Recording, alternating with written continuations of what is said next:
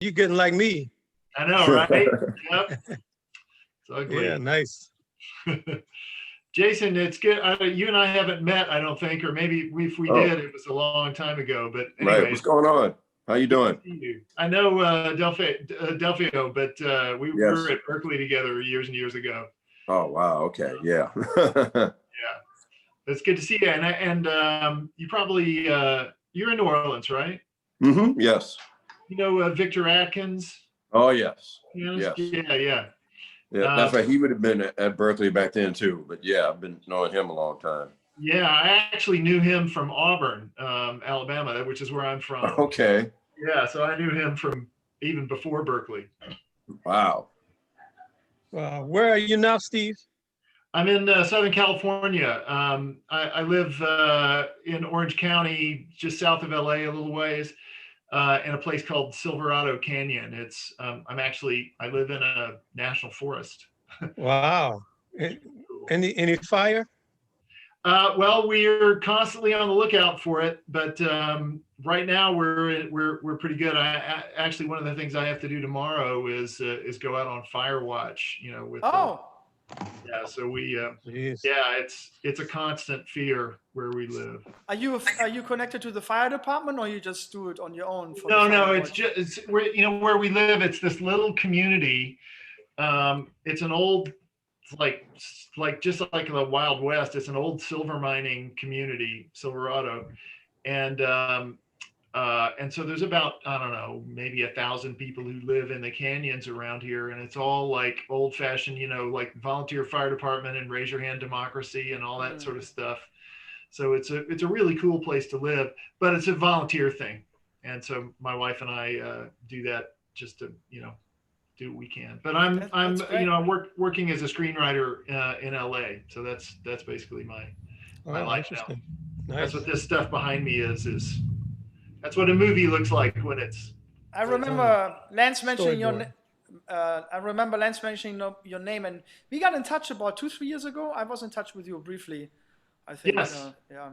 I think it was longer ago than that, because I was, I think so. I think it was when you guys were first doing this, and I was, because maybe I was still in school, or maybe, I don't know, I can't remember. I actually played in LA for a little while. I played for maybe 2 or 3 years with all the LA guys, which was really fun, by the way. Great musicians in LA. Yeah. But then the screenwriting thing took off, and so that's what I'm focused on. Wow, interesting. Screenwriting, but not film scoring? Not film scoring. No, I write scripts. Wow, you'd be great at both. Yeah, I thought about it. I actually the movie the one feature film that I had made by a studio, the director talked to me about writing the score for it, but it was like too much stuff I would have to learn to do that. I'm kind of humbled before people who actually know what they're doing. So, but just writing the script was enough headache. So you could recommend Lance, because Lance just taught himself the new platform for the video, and he knows everything now. He knows how to do video and music and key and range. So maybe. Yeah, I'm in grade 1 of all that. But I've been checking out your videos, Lance. I dig them. They're a lot of fun. Oh, thanks. Yeah. Marshall McDonald. What up, Marshall? I can't hear you, but there he is. Turn your mute. You're on mute, Marshall. Okay. There you go. Hey, I think I saw Alex. Alex was walking home. Yeah, Alex is walking home from work or a gig, and so is Jerry Weldon. He's also going to check in a little later. But I told both of them, and Vinny Coutreau also said he had something, but he was trying to drop by. So I said, I don't know how many stories we're going to tell, what we're getting into, but I thought, definitely check in whenever you're done with what you're doing. It would be nice to see you, even if it's just for a little bit. Yeah. I can think of a few stories. I'm looking forward to Steve's stories. That's what I want to hear. Yeah, Steve, we haven't heard your stories at all. That's right. Yeah. That's well. So I what? want that experience of remembering things that I've forgotten as you're explaining them. Right. I was telling somebody recently about a high school friend and started telling his wife when I was visiting about some high school memory that I had completely forgotten. And then as he was saying it, as he was describing it, it was all coming back to me. It was a wild experience. I know how that is. Well, I'm pretty sure as I start to remember things, I'm going to run into parts of my brain where there's going to be a little guy going, no, we shut this whole wing down, like, in 1993. It's like Gates telling a bad joke and saying, no, Gates, no. Oh, we should tell the. I told that at a gig. I think I started to tell that where he was. His whole thing about Pearl Bailey. The Pearl Bailey thing. Yeah. It was like she had just died. It was like, no, Gates, no. And he suddenly stopped right in the middle and said, oh yeah, we lost one of the greats. We lost one of the greats. That's right. Nice pivot. At all, it was like, he completely transitioned to this, Pearl Bailey tribute because she had died like 2 days before or something. I think. Yeah, go ahead. I was just going to ask Lance, was he telling that joke? Was he still doing that joke when you were on the band? Yeah, I remember that. The Pearl Bailey joke? Yeah. The Pearl Bailey, yeah. I forget how it went, but yeah. I think Jerry was in the band. I heard Jerry tell the joke when we were Jerry told that joke on one of our gigs, yeah. Okay, yeah. It was every December 7th, he'd attack Pearl Bailey. Attack, bro. Sorry, that's me. Oh, that's you? Yeah. Oh, you I'm have trying us to on, get, on I'm the trying to phone? give it to my wife in the other way. Oh, okay. Yeah. What was the thing where there's the guy suspended on a pole? Do you remember? Oh, that was the guy in the church. Yeah. And sister was getting so happy. I can spare one eye. I would think that was the punchline. Oh, that's right. Yeah, I can spare one eye. Yeah. So can you tell your eyes or something? The Lord's gonna strike you blind. Yeah. Can you tell the full joke, or that was it? Did I miss it? No, Lance, tell that joke. We're remembering it in pieces. Yeah. Right. Well, maybe we can piece it together. What's up, Cooney? Cooney, good to see you. Hey. He's on mute. Are you on mute, Cooney? You gotta unmute. Hey, Christian, sorry to butt in here, but Yes? you're all good, right? Oh, Yes, I started recording and I there started you the go. broadcast, Steve. Hey, Cooney. Okay, good. Sorry. So I ran everyone, please say hello to our co-host, Steve Bailey, chairman Hi, from Steve. Berklee College Music Bass Hello. Department. Thank Hello. you, Steve. I'm fans you of doing? everybody. Hey, if I've got to come back in, and I've got one story, and I'm not going to tell it, but it's about Jason. Oh, And he dissed me so hard when he was 7 years old. He doesn't even remember it, but his brother does. No. hey, Steve, don't worry. He dissed Miles Davis too, so it's not that bad. Jason, I told you on a plane one time about 20 years ago, and I freaked you out a little bit because I said, man, you really hurt my feelings, and you thought we'd never met. But I was playing in New Orleans at the festival with Dizzy in 1984, and Winton sat in with us and played. And afterwards, Winton was hanging out, and you came over. You were about 7 or 8 years old, and Winton said, "Hey, Jason, this is Mr. Bailey. He's Mr. Gillespie's bass player." And you looked up at me, and you gave me like it was somewhere between a sneer and a dismissal. I don't know how you could know that at 7 years old. And you said, huh. And you turned around and walked away. And I looked at Winton and I was like, he goes, hey, he's a drummer. That's funny. 84. Yeah. Yeah. Not remembering that one well, but I'm How not old- surprised. How were you 7 or 8 then? No, I was 7. Yeah. I'm not surprised that I would have reacted that way though, because I did not care. Oh, it was.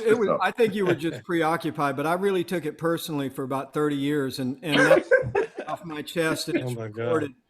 I'm gonna hang up now. Yeah, but Jason, I love your Miles Davis story. You posted that a couple of years ago on Facebook. Yeah. I don't know. Do you mind telling it to everyone? Yeah, Because that one's Steve, that one. Steve That would was like to actually, hear. yeah, that one was actually kind of funny because, you know, it's funny because I've met him twice. The first time I was probably 8 years old, and it was odd because I knew who he was, but I wasn't really as interested in like meeting him. It was like, hey, how you doing? Yeah, and just ran off and, you know, had this autographed picture and ran off and dropped it. We still have it. You know, it's actually in like one of the, so that picture's not lost. I definitely have it. But it was sometime later in New York when I saw him again. And I was, I think, 12. So, you know, I was, you know, a little older, a little more gracious. And so, you know, I was hanging out with Wynton in New York, and I think it was the JVC Jazz Festival. And so, you know, we're like upstairs or backstage at the venue, wherever it was. And so, you know, I'm hanging out with them, and all of a sudden, you know, I hear, well, yeah, Miles Davis is there. I was like, oh, okay, this is cool. And then next thing I hear is, Jason, Miles wants you. What? So I'm like, yeah, hello. And I'm like, this is odd. What is going on? And then I hear, Jason, yes? What key is this in? I said, oh no. I already knew that was trouble. And so turns out there was this 20th century atonal piano music being played.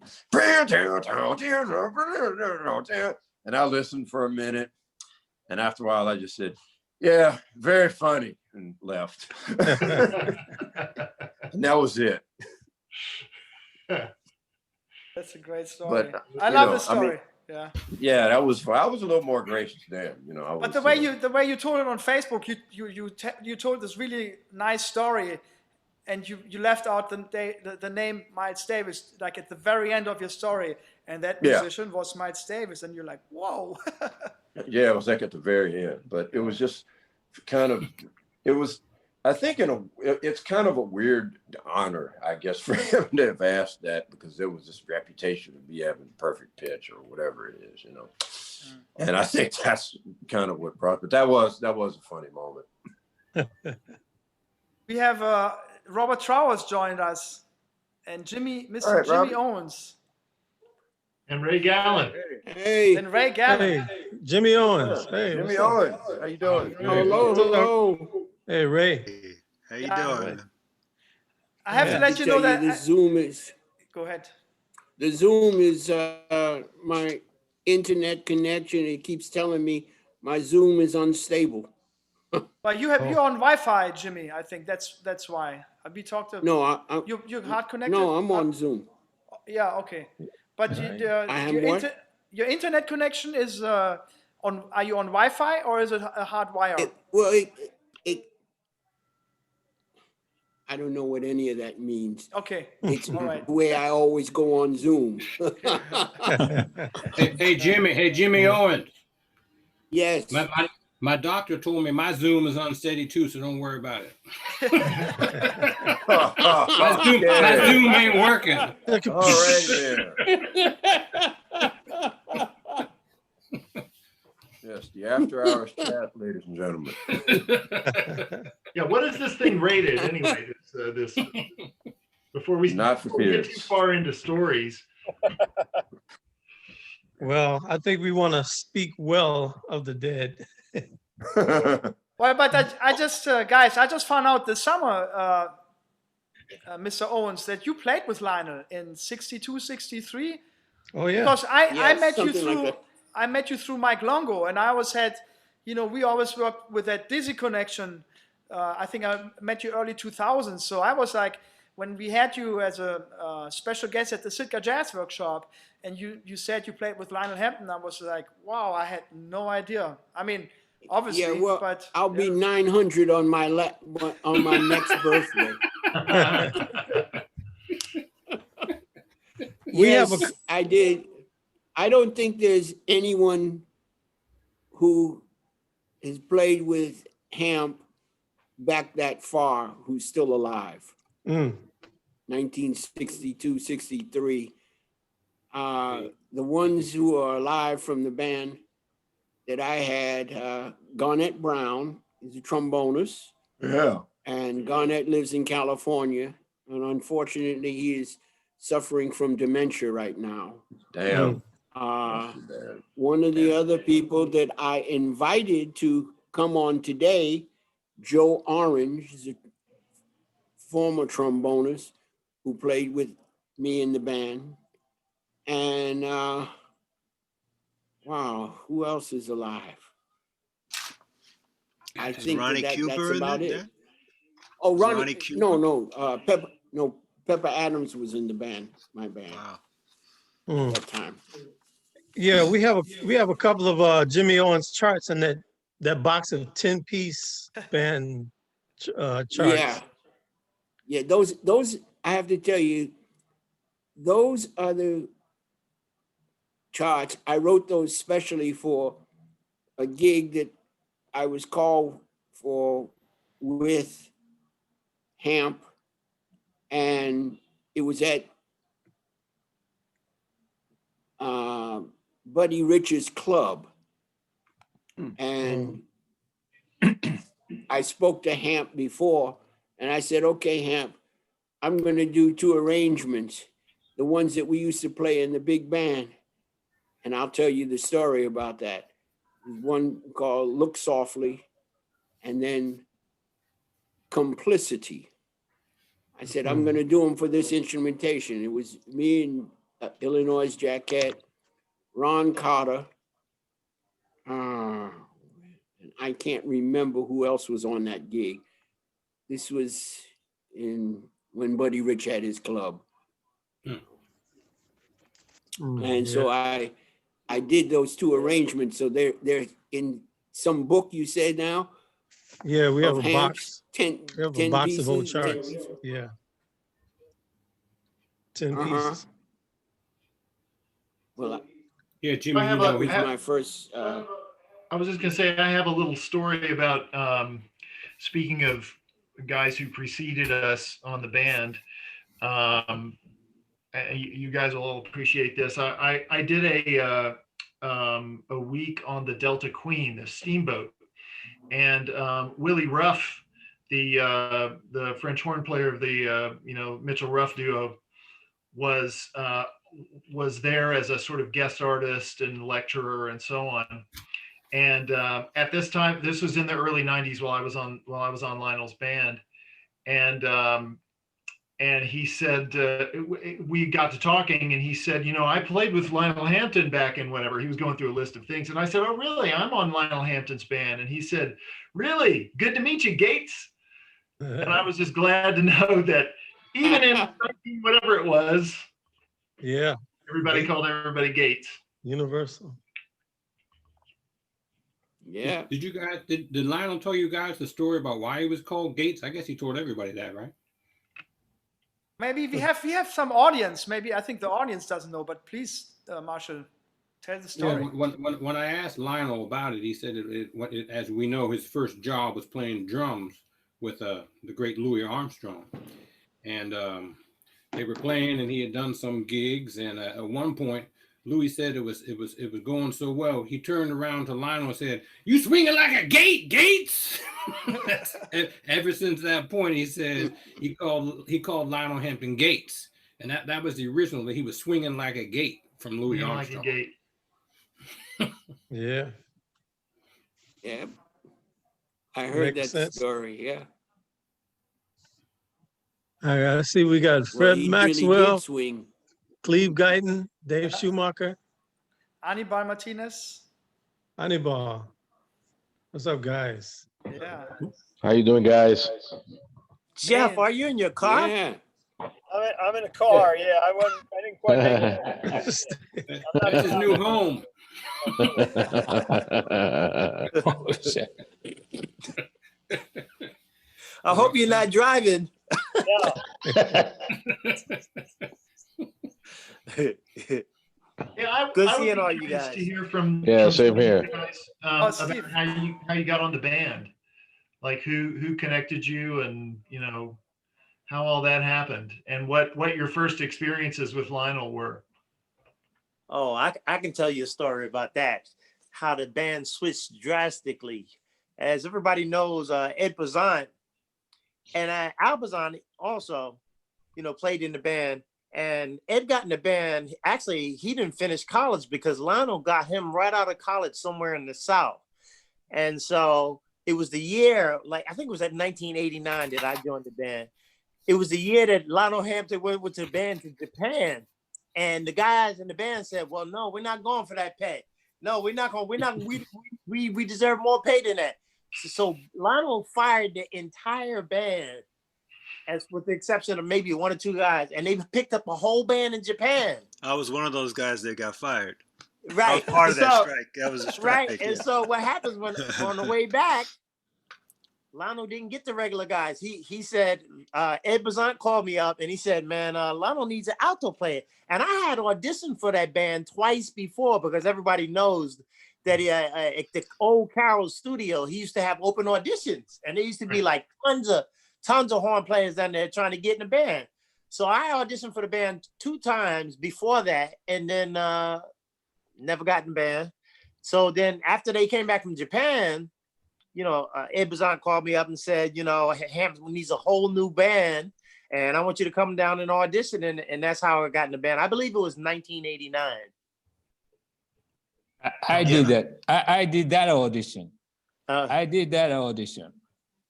And he called me 3 years later. Yeah, you made an impression. I was the last one on the list. But everybody else, lady. But he remembered you. No, nobody else. Talk 3 about years, man. Talk about it. Talk about a time delay. Well, I think it's Well, one of the reasons I eventually you- got back in the band. That's probably why. After the strike got resolved, because it was done with there was a strike where we were represented by the union. It was a whole thing that kind of happened as a result of that Japanese thing. That's thing. right. So eventually, when it got worked out, I wound up coming back in the band. So that might have been the delay for you, Cooney. Maybe that's why. I don't know. Also, I played the bebop, man. I auditioned. I played the bebop, and that's a long style. Oh. Right. See, Yeah, I got in the band. I have to say that there was no such thing as auditions. It was a bunch of people that he knew or someone knew who told him to call so-and-so and Oh. so-and-so. Yeah. So Garnett Brown was in the band and we needed a trumpet player. Eddie Williams was going to leave the big Eddie. And so Garnett said, well, listen, I have a friend and he's a good trumpet player, Jimmy Owens. So they called me and I made the first rehearsal, which I guess could be called a gig. I read the music and the next thing I know, I was in the band. And then I started to check out the book and seeing arrangements by Quincy Jones, by Benny Golson. And I'm saying to myself, damn, maybe I should speak to Hamp about writing something. So I spoke to him. He's going, go ahead and write. Yeah, we'll rehearse and we'll play it. So that's what I did at first. I wrote my first arrangement on the bus going up to a gig in upstate New York. And I wrote it the way that I had played with Slide Hampton beforehand. The way that I always saw slide write arrangements. Bunch of music paper, trumpet 1, trumpet 2, trumpet 3. There was no such thing as a score, you know? Mhm. And I wrote this arrangement like this. And when we got to wherever we were going, we used to always have a rehearsal. I guess all you guys knew about, you know, the rehearsals Oh, yeah. before the gig, which was always just to let Hamp have fun and play, you know, and then be able to get angry, mad with someone in the band so he could then go on the stage. You know, he always had to be angry and mad with someone. And so we played the arrangement and he loved it. Sorry. It was called, What was it he called? loved the arrangement, Complicity. Okay. Complicity. Then it was in 6/4 time. and it featured Pepper Adams and myself and Hamp. Awesome. Well, we played it, and the people loved it at the place where we were playing. Uh-oh. You know, we were going into Metropole in a couple of weeks. And I remember that the Metropole gig was really strange because, you know, you stay on a stage, it's a straight stage above the bar. That's the way it was.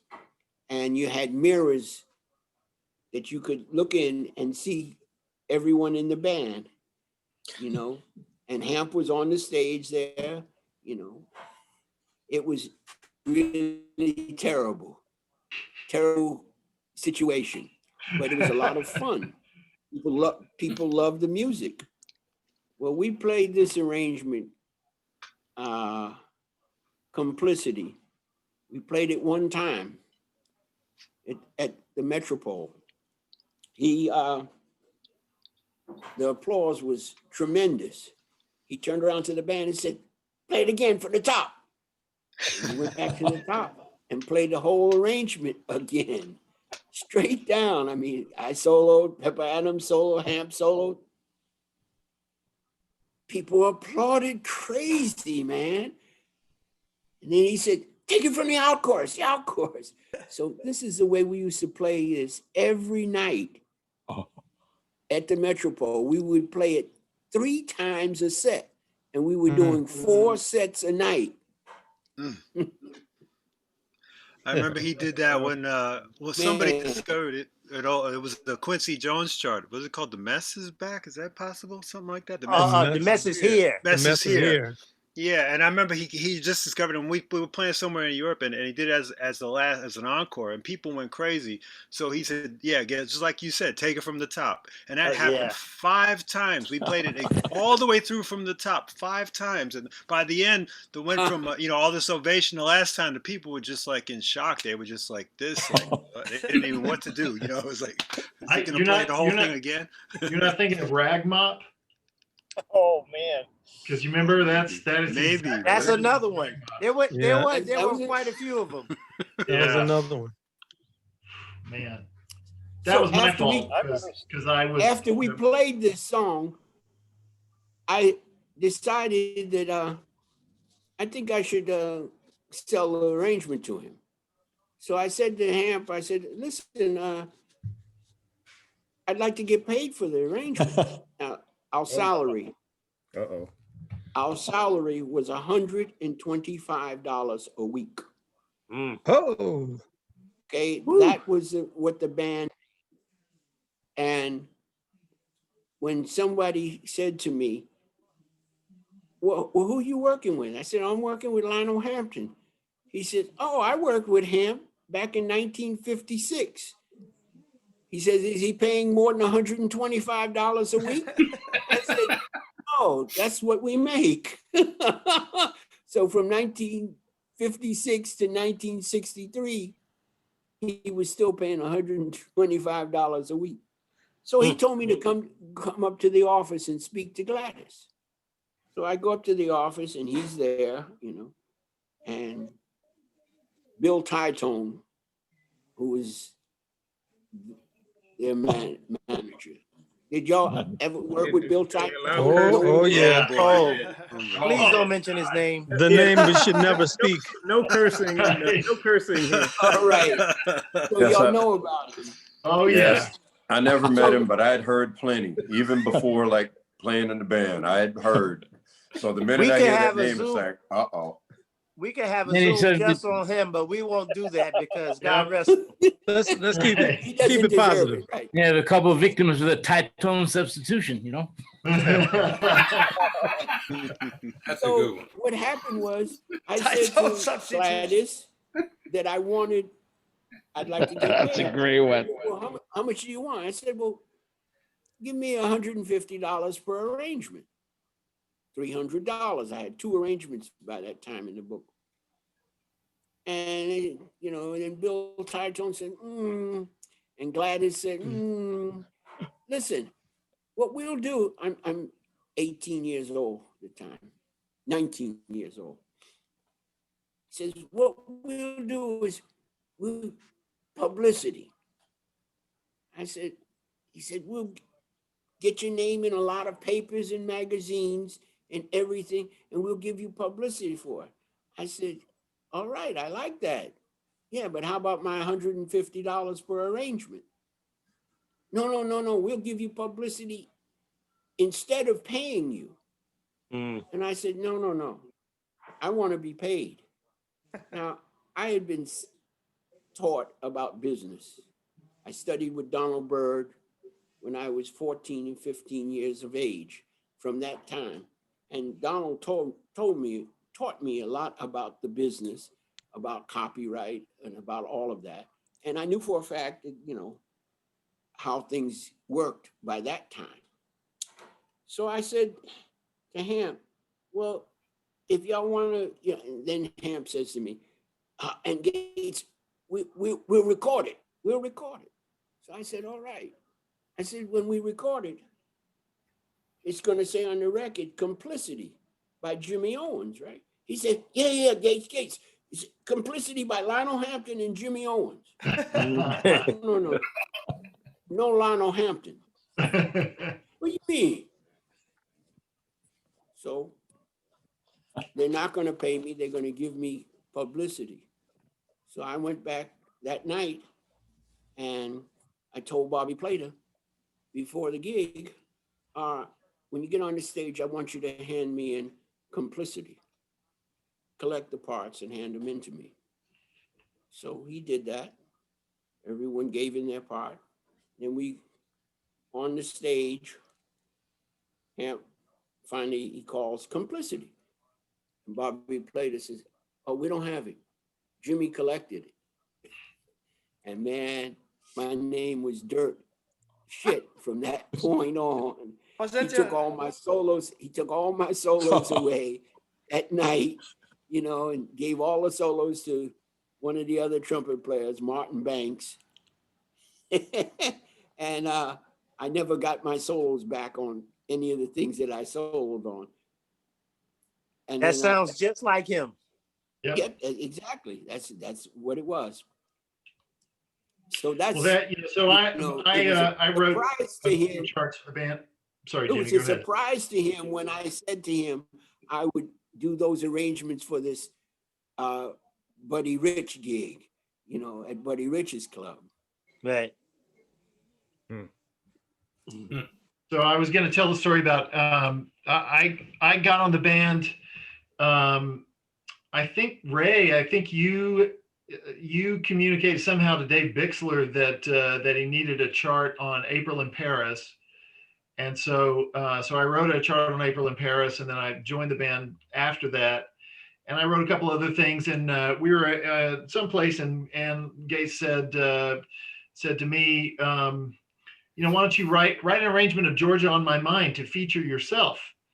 And I said, great, okay, I'd be glad to. So I wrote it, and we played it in Europe on whatever the first night of this tour was, and it was, you know, it got a great audience response, which I should have known. You know, it had this little trombone plunger thing, and so when it started off, it had a kind of dramatic introduction, and then me going da da da da da da da, and just I launch into the tune, and the audience is already starting to applaud. And I'm sure Charles Stevens was back there going, "Oh man, we're never playing this again." So sure enough, the next night, no Georgia, you know, we're not doing that. And then the night after that, he put it back in the set, but he took away all my other solos. So then I just had that. That was my, you know, thing, and it went like that for. I think the rest of the time I was in the band, I might have squeaked out another solo at some point, but I don't think so. I remember being there on that gig when that happened, when we played George. I remember that. Yeah, you.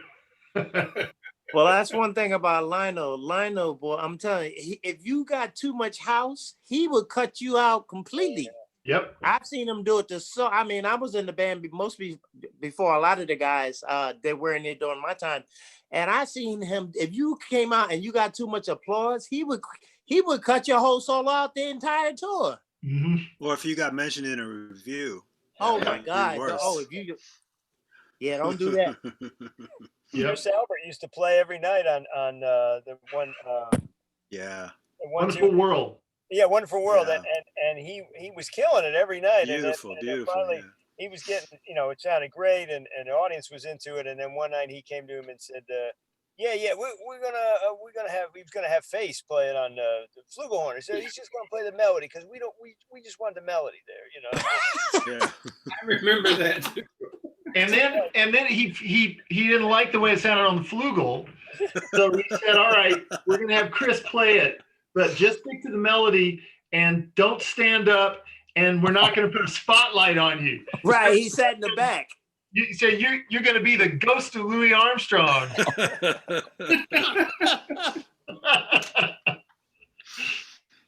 Oh, my You know, basically, I think what we're talking about, so the audience understands, is I think a lot of us have played with a lot of great band leaders from the past, and most of them had a tremendous ego.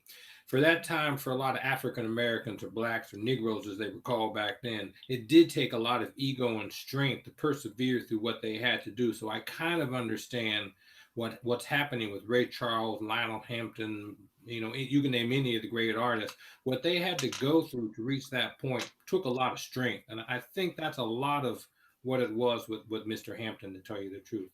He used to talk to me about going down in the South and having to go to a different place when he was with Benny Goodman to get food. And he told me a story once he was in a club with Benny Goodman, and they're sitting at a table, and a white man came up to the table and he said, "Benny, I like your band, but what do you have these N-words in your band for?" And he said, and Lionel told me Benny Goodman stood up and took his clarinet in his hand and said, "You better move away from this table before I hit you over the head with this clarinet." So all the time I spoke with Lionel, he never had one bad word to say about Benny Goodman, first of all, not one word ever. And the things that he had to do to get us to the point where we could ride around on the bus in Europe and live in hotels and eat food and stuff was actually an amazing strength and perseverance for us to be able to do that. Yeah, I just want to, I'm sure everybody will confirm that, but we're telling stories that are funny to us, and but all of us admired the hell out of Lionel Hampton. He was, first of all, just as a human being, that he was exactly what Marshall is saying, just that he was able to do what he did is incredible. That he was able to sustain it for all of those decades was incredible. That he had a sense of what audiences would want from him and knew how to deliver it, even into his 90s, was incredible. He was a really good drummer in his younger days, and right toward the end of the time I was on the band, he regained a lot of that after he had his stroke. Remember, he stopped wearing his toupee, and he started playing great. And of course, his vibes playing was incomparable. He was really one of the first guys to do that. And even though we all had our issues with him for all sorts of different reasons, he provided a platform, and he was very aware that he was doing that. It provided a platform for lots and lots of, just about every good musician you'll have heard of came through that band. And I can say as a white man, getting the opportunity to play in a band with African-American musicians was a privilege for me. We didn't get that opportunity very, very often. And Lionel Hampton made that happen. It was important to him. And that was extraordinary, that was an important thing for him. So, even though we laugh about him and it's like telling stories about your parents, this is a man that we loved and respected. Yeah. Another thing, Marshall was talking about ego, and Gates had he had a really big ego, but he was a phenomenal musician. But I want to get to this little story that you guys probably remember. One time we were playing in Connecticut, I can't remember where, and he comes and he didn't like something that happened during the gig, and he fired the entire band. He said, "I'm from the alley. I come from the alley. This is my band." And so we were all worried because we had some other gigs like next week, and we said we all got fired. And so when the gigs came up next week, he rehired the whole band. He was some guy, man. I mean, all of us have so many stories. Was Wally on the gig, Cleave? Was Wally on the gig? Wally Gator? Yeah. He said the story. He said, I think a lot of the stories you guys telling, I just hear from you guys. But I remember Wally saying, he said like, I'm from Harlem. That's what he did. Yeah, he did. I'm from Harlem. Don't mess with me. I'm from Harlem. Yeah. Then he said, I'm from the alley. I'm from the alley. I remember that. I remember that I'm from the alley because we were standing all around on the stage after the gig. That's right. I think that's what you were talking about. I'm from the alley. Is that the one? Is that the one that was? I got to sit down for that. That was the other. Oh no, that was when we were playing. I thought about that. I don't remember where it was, but we were playing some kind of dinner dance or something, and we were ready to start at the time that the band was contracted to play, you know, whatever time it was, but there was nobody in the hall. Everybody was down eating in this other room. And so they said, well, you know, we're supposed to put your stand on stage on this bandstand and Gates is ready to go. So of course we're going to play. So we start with, you know, Airmail Special or whatever the opener was, which had all kinds of choreography. You know, it was always for the audience. It was always a very big thing for Gates, how the band was presented.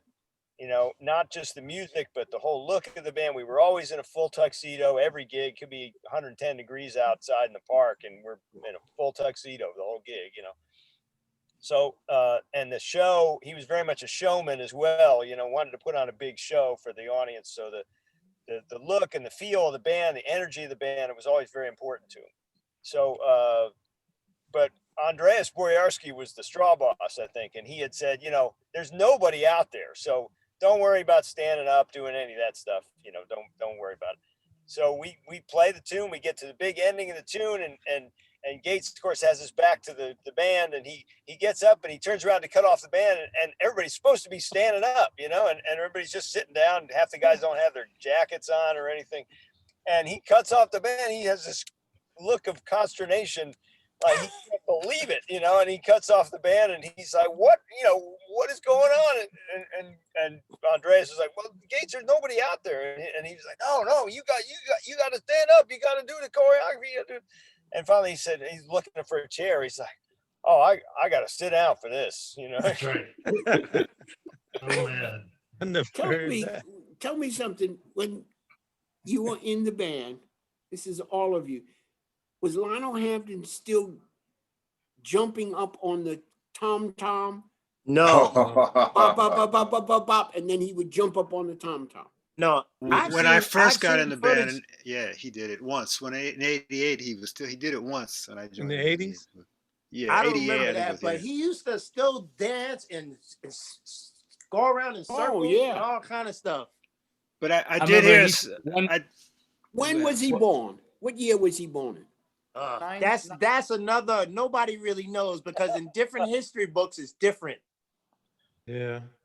But one story about him jumping on the drums, I heard that when Frankie Dunlop was in the band, that he liked to play practical jokes and stuff. So one time he actually took a little pin and pricked a little pinhole in the top of the drum, and so when Lionel jumped up on it, he just went right through it. Now I have to tell you the story that when I was in the band, I told Joe Orange and a couple of the other guys, and I hope Hamp don't jump up on the tom-tom this time. They said, why? I said, because I stuck a pin in the head. They used to put 2 heads on the drum.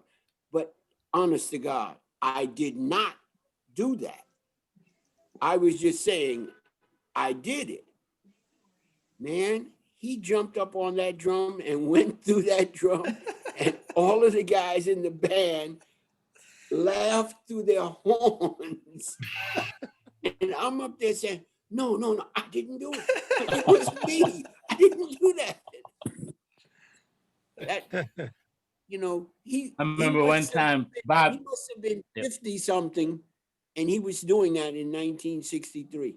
Mm-hmm. Because I think he was born around 10 or 15. I think it was earlier than that. 1908. maybe 08. 1908. Really? Yeah. 08. Yeah. 1908.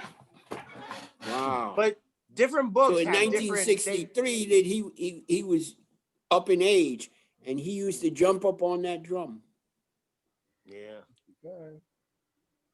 Yeah. Somebody When we needs were to- in the band in the early mid 90s, he was still doing the drum solos, and he would do the tricks with the sticks, throwing them Oh, up yeah. in the air Yeah, and not missing a beat. It was amazing. Yeah. yeah. So Well, I want to he tell was a just great entertainer. Yeah, so Great entertainer. Wikipedia says he was born in 1908. I just looked it Yeah. up. Yeah.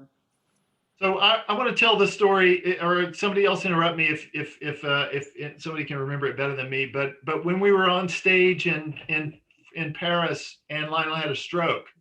Oh. So Wally we- Gator told that story all the time. Cleave, were you on the gig? Yeah, I was Yeah. there. Yeah. Yeah, we were. Yeah, I was on the gig. We were Jeff and Cleave. Lance was there, right? Yeah, I was there. I was Ray, Marshall was there. Ray, were you there then, or No, I think that was after I was out of the I'm band. there. okay? Yeah, Cooney was there. All right. Yeah. So as I recall it, during the sound check, he was kind of leaning. I remember him kind of leaning and he was trying to get his hand up above the vibes, and he kept banging his hand into and we were all going, something is wrong. Yeah. And we got out there and he could barely play, but he still, we're in this it was a big giant club in Paris. We were supposed to play there 3 nights, I think. We started, we did maybe Airmail Special and maybe the Hamp or whatever the second tune was. And then he started to fall over, and Andres Boyarsky was still there. Andres and somebody, I can't remember who. I think it was me. Oh, it was you. That's right. Yes, that's right. We were trying to hold him up. I'm trying to hold him up. And as you guys kind of lifted him and some other people, I guess, and started to carry him off the stage, he's having a stroke and he can't stand up. He shouts, "Flying home, boys. 1, 2, 1, 2." Yeah. What people don't remember though is the week before that we were on one of those 500.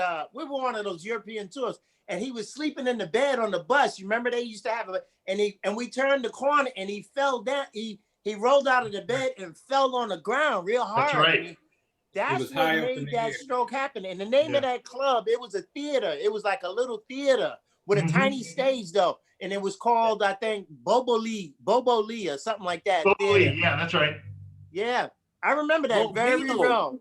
I also remember when the medics came backstage. This was the most unbelievable part. You guys must remember this. Lionel's backstage. There must have been 5 people around him. He's got an oxygen mask on him, and then he starts pulling off the mask and yelling at Andres, "Go back on stage!" You remember that? I'm saying to myself, this guy is dying, and he's telling us to go back on stage. Go, boys, finish the show, boys. Finish the show, boys. That's right. Wow. Yeah. Amazing. Yeah, I have to say what really impresses me is his amount of discipline. I don't know if it was Jeff Hamilton or one of you guys, like Lionel would show up early for the sound check. I mean, some of the time, and practice for 2 hours, play like a 3-hour gig. And I mean, he was so devoted to the music. And Jimmy, I was thinking about you today. One thing Mike Longo always said about Dizzy and that generation, it reminds me of Lionel too. He said, when it came to music, Dizzy was as serious as a heart attack. And I think, and I think that's about Lionel. When it comes to music, he was as serious as a heart attack. I mean, his discipline and the level of concentration. And the level of concentration, to me, to this day, I'm so inspired by that. And I tell you, if I have a hang up or something, that's one of the people I think of. It's like, geez, man, I mean, that generation, and then you're a little younger than that, Jimmy, but I mean, this is just like, that generation of Dizzy and Lionel is like, and I don't know, I tried to, we have some students and teachers here. I try to get that discipline sometimes try to explain it to the younger generation. It's so hard to explain, and I don't know how to, I experience it and I see it and I know how it feels like, But how do you convey that to the next generation sometimes? Again, Lionel and those guys were working every night, 7 nights a week, and Benny Goodman rehearsed with them 4 hours in the morning. He told me about the procedure. I met Plas Johnson and Benny Golson, all sorts of cats. The difference was that they actually were working 7 nights a week, sometimes 2 or 3 shows during the day. So you have to look at the whole different atmosphere, and they were getting paid and stuff too, not like we are having like 2 or 3 gigs every month or something like that. You know, so Lionel said, I asked Lionel one day, how did you learn so many tunes, right? Because I remember he was even old and remember a bunch of tunes. I remember once Lou Soloff came to a gig once and worked with us. Cleave, you were there, right? Yeah, I remember. And Lionel kept calling all these strange tunes, and he and Lou were playing all these tunes. I'm like, how does the old man remember all these tunes? He said, Marshall, we played 4 hours in the morning, then I practiced all afternoon, then we went to a gig and played all night too. I was like, and Cooney would know this because he did it with the piano players. Because I found out I remember my first gig when doing with him. We traveled all day to get there, and then we have a sound check, you know, and then rehearsal. The sound checks were usually rehearsals; they weren't just sound checks, right? That's so we run through tunes, and then at the end of it, as we're getting off the stage, but right before it finishes, one of the guys that had been in the band said to me, "Hey, you want me to grab you some dinner?" I said, "What do you mean? Aren't we all going?" He said, "Oh, you'll find out." And at the end, like the piano player, that was a traditional thing. When everybody goes, "Oh, hold on there. Well, you got to." He always kept the piano player. We had to run the changes with him, and he would spend another hour just running through the changes on make sure he knew exactly what they were. And you know, when we would do those Joe Henderson tunes or Coltrane tunes, whatever were in the book, he wanted to make sure he knew every one of them, and he'd sit there arpeggiating them and making sure every little detail. With 2 fingers. Yeah, exactly. He would do it at the piano, making sure he had it while I'd play the chords, and he would do that, and it was just making sure that, you know, all attention to detail, you know. He just also when Steve Lance brought the new arrangement, we practiced at the Carol. On the stage, he didn't use the music. How he couldn't read the music anyway.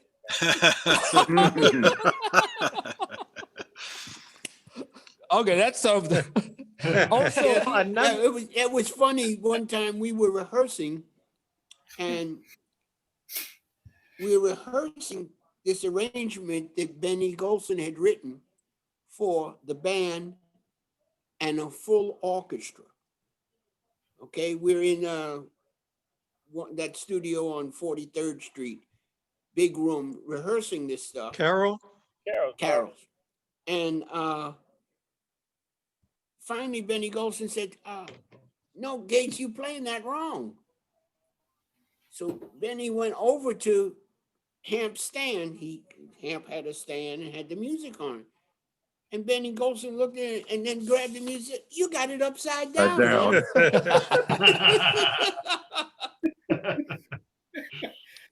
Hey, you know, getting back to Hamp's showmanship, that's something that those bands in those days had that they don't have today. And I know all of the guys remember, we were at the Lionel Hampton Club at the Meridian. And one night we're out there playing. And I think this night, I think it was the same week, Roy Haynes was at the bar. But to get back to the story, we're there playing, and we're playing Flying Home or something, and the sprinkler goes off. Yeah, right. And the sprinkler is going all over the music, and the guys are running off the stage. And Lionel's like, "No, stay on the stage." All of us up there playing. The music's, it's 2 inches of water in the club, and we're still up there playing. That guy was something else, man. Oh, the dichotomy. You guys remember that?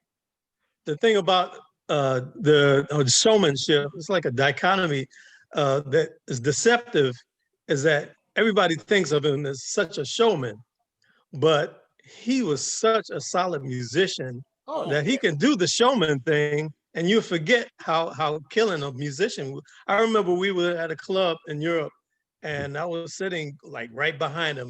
We were playing, that was a trio was playing Lover, going through all these changes, and it was fast. And I was just watching Lionel. I think that was the first time I realized how incredible a musician he was. You know, he's a serious cat, man. I never forget when Chris Albert told me one night, he said, "Man, you need to start listening to Lionel because he plays the best solo every night out of everybody." Yeah.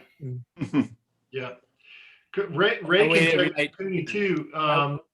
you know, that and Lance, I'm sure you had this experience a lot too, where you know, you go over to his house, go over to his apartment, and you know, I used to go over to talk over arrangements and so on with him, and you'd wind up at the piano with him for 2 hours. Oh yeah, You know, all the time, and because he just, you know, he was constantly thinking about music, constantly interested in it, you know, always wanting to play, always, you know, with his 2-finger thing.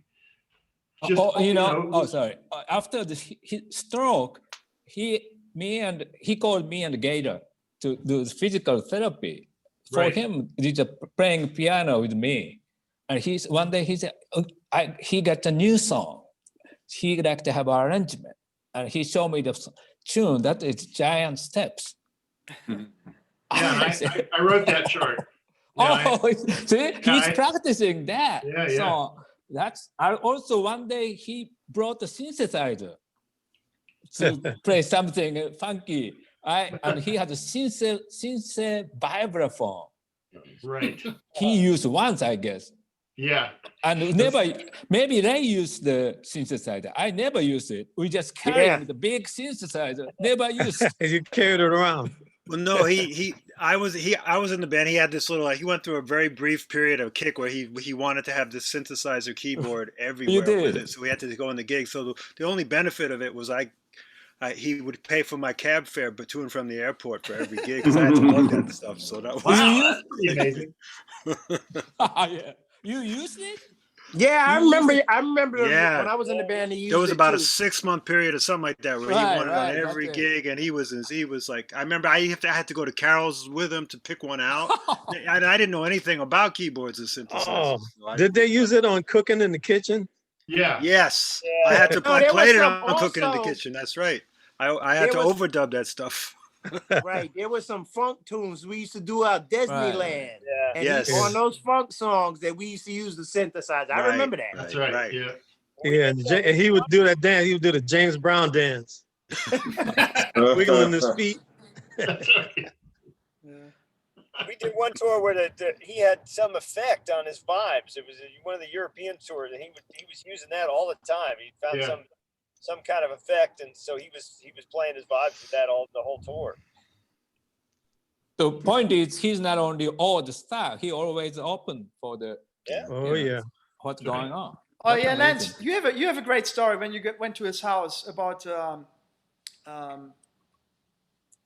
what's the song? He wanted to show you these.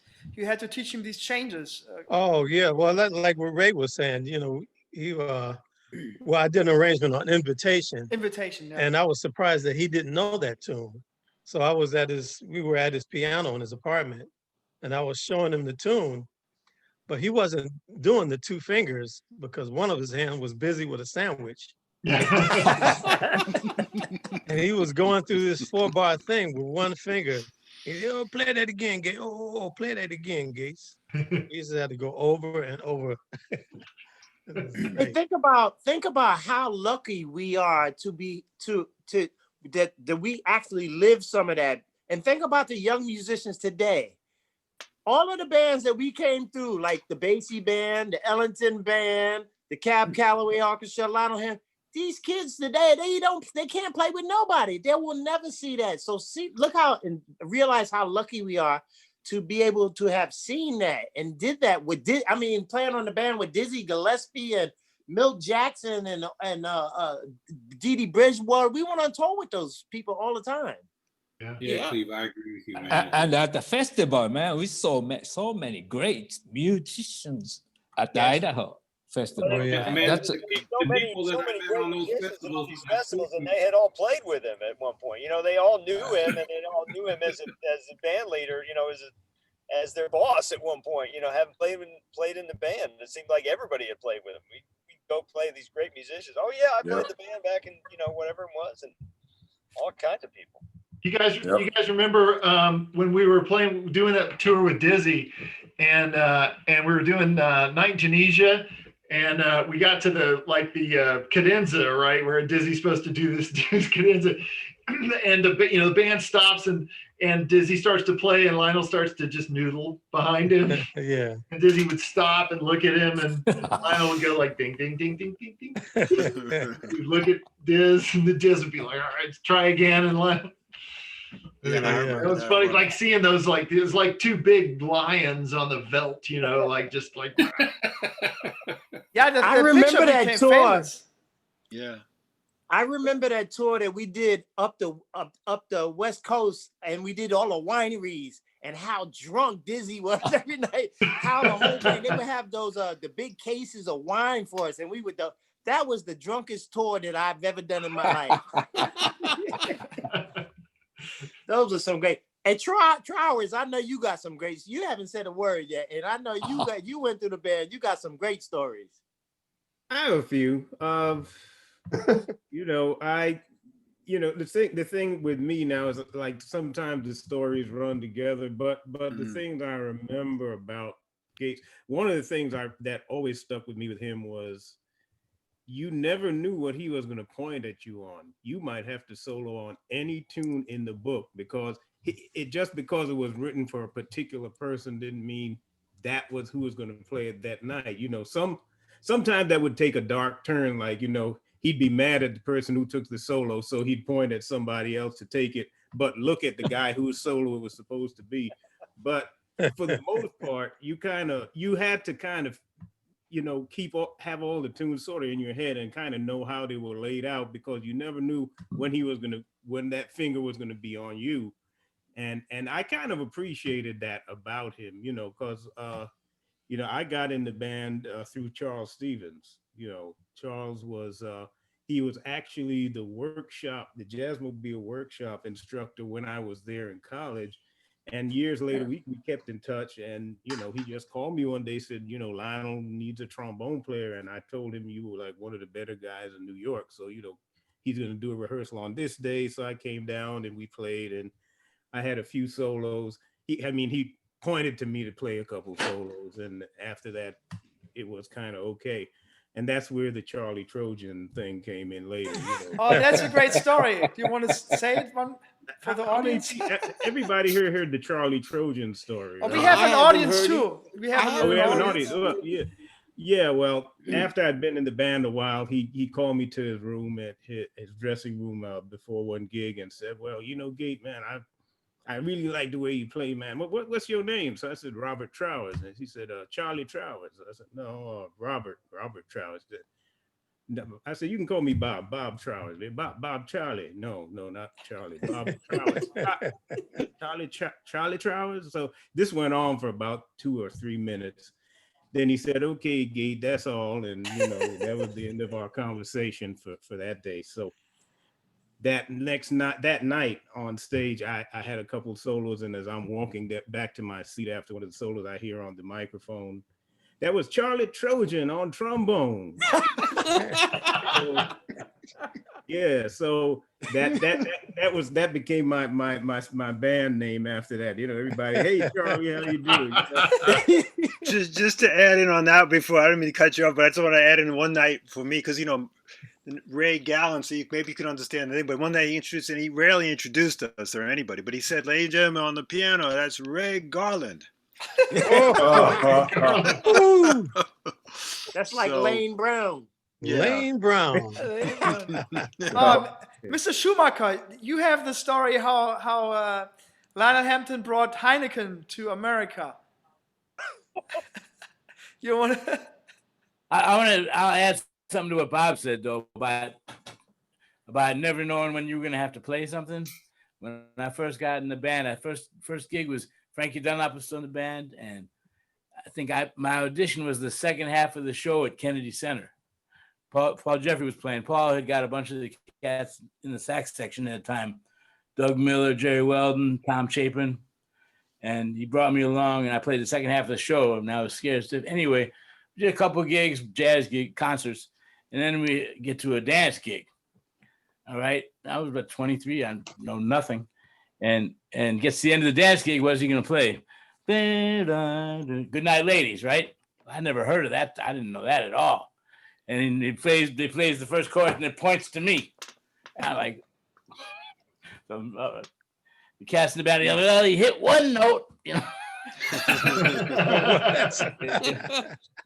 Well, I learned quick about that, being ready. Yeah.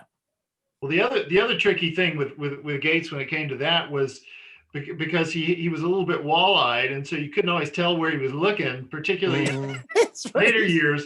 I remember we were in Europe someplace, and he turned around and pointed. He was one of those, pointed with his mallet, and I thought, I think he's pointing at me. So I jumped up and I went and played, and I could see as I'm walking. He's like, no, the microphone is like, no. But it was too late, so I went ahead and played. And then I went and apologized to him after the gig. I'm sorry, Gates, I thought you were looking at me. The next night, same thing. He points around, and I'm like, I think he's pointing at me. And I got up and I'm halfway to the microphone. No. Groundhog Day. But just I gotta go. But before I go, I want to say two quick things. One, first of all, I'm so glad, Bob, that you mentioned Charles Stevens, because Charles was a mainstay of the band for, I don't know, 20 years maybe, for a very long time. And those of us who were in the trombone section had the privilege of getting to sit next to him.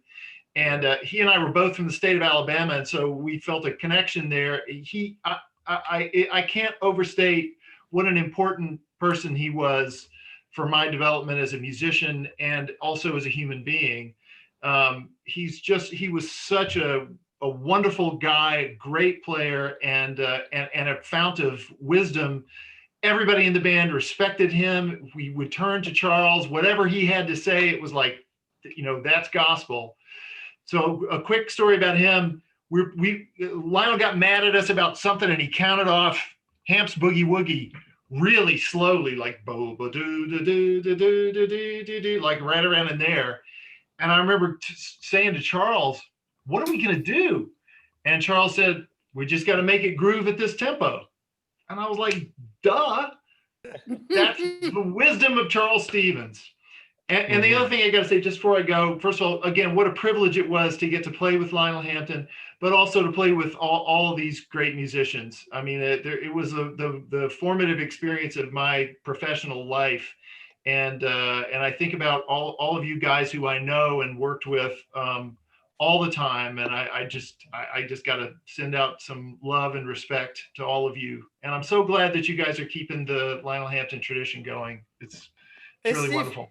One thing about Charles, when I joined the band, actually, I did an audition in Idaho, matter of fact, and I actually auditioned on Giant Steps, believe it or not.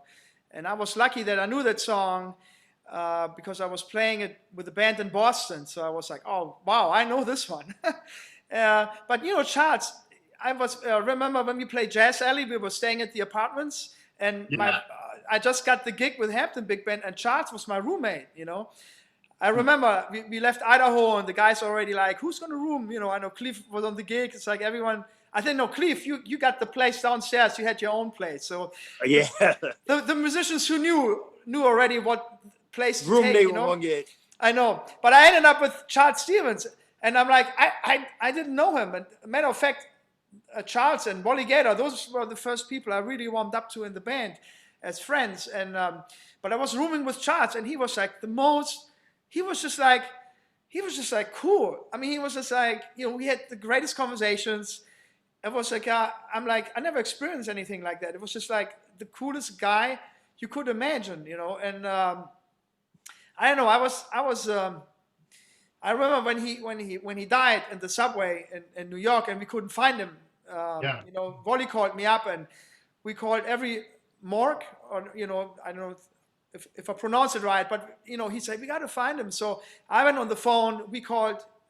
I just went. I think back then we still had phone books, but I was in shock because Charles was just he was just an amazing guy. And then naturally I was longer in the band. I became friends with Cleave and Lance and everything. But Wally Gator and Charles, that's kind of how everything started out for me.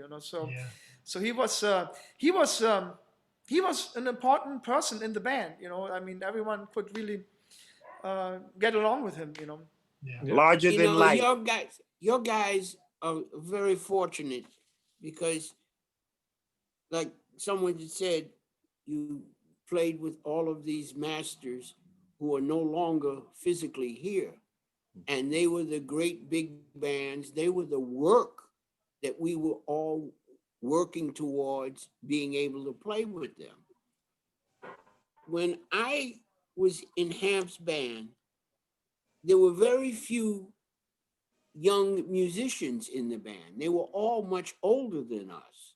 So they were like taking care of us. Bobby Plater, Bill Makel, guitarist. Okay, Bobby Plater played lead alto. Mm-hmm. And they were really chaperones to us to make sure that we did all of the right stuff.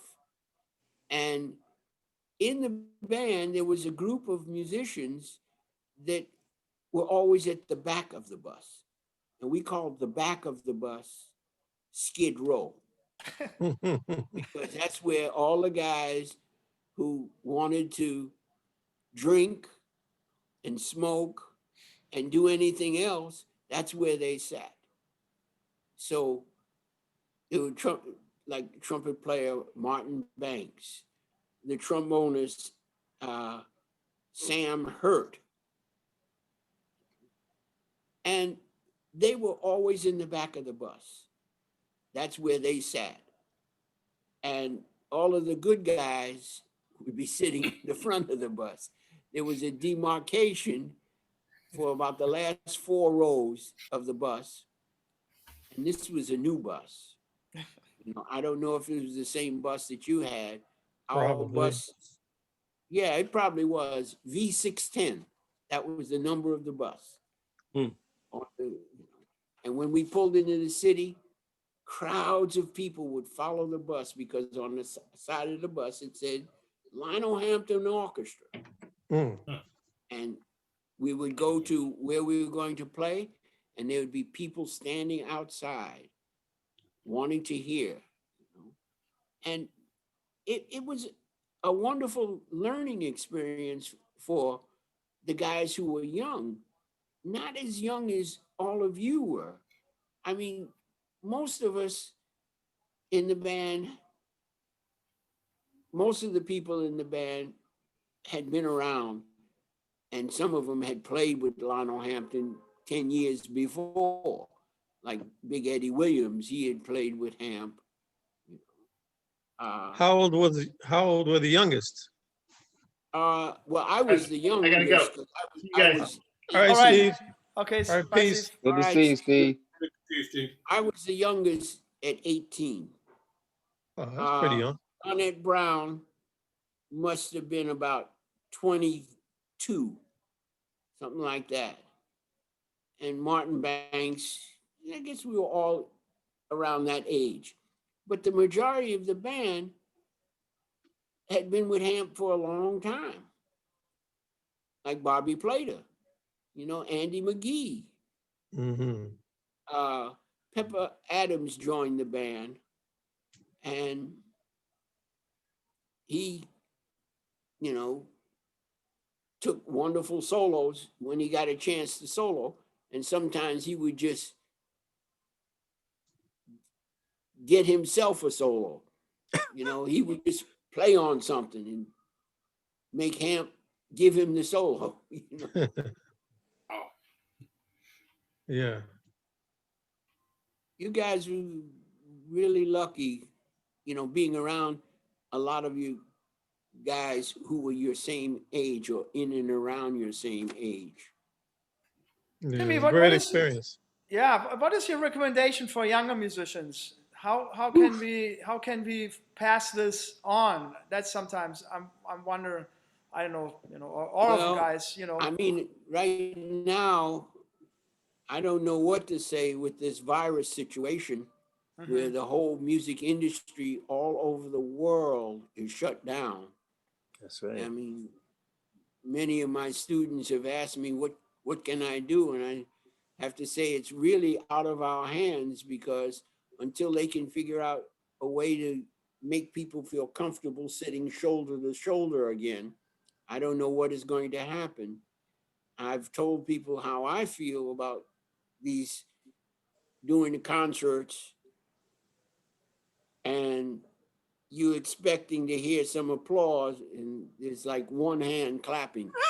You know what clapping sounds like. Yeah. You know. Yeah. I don't know what to say to tell the musicians other than practice and challenge yourself in this period of time to make sure that you can do what you could not do yesterday. Mhm.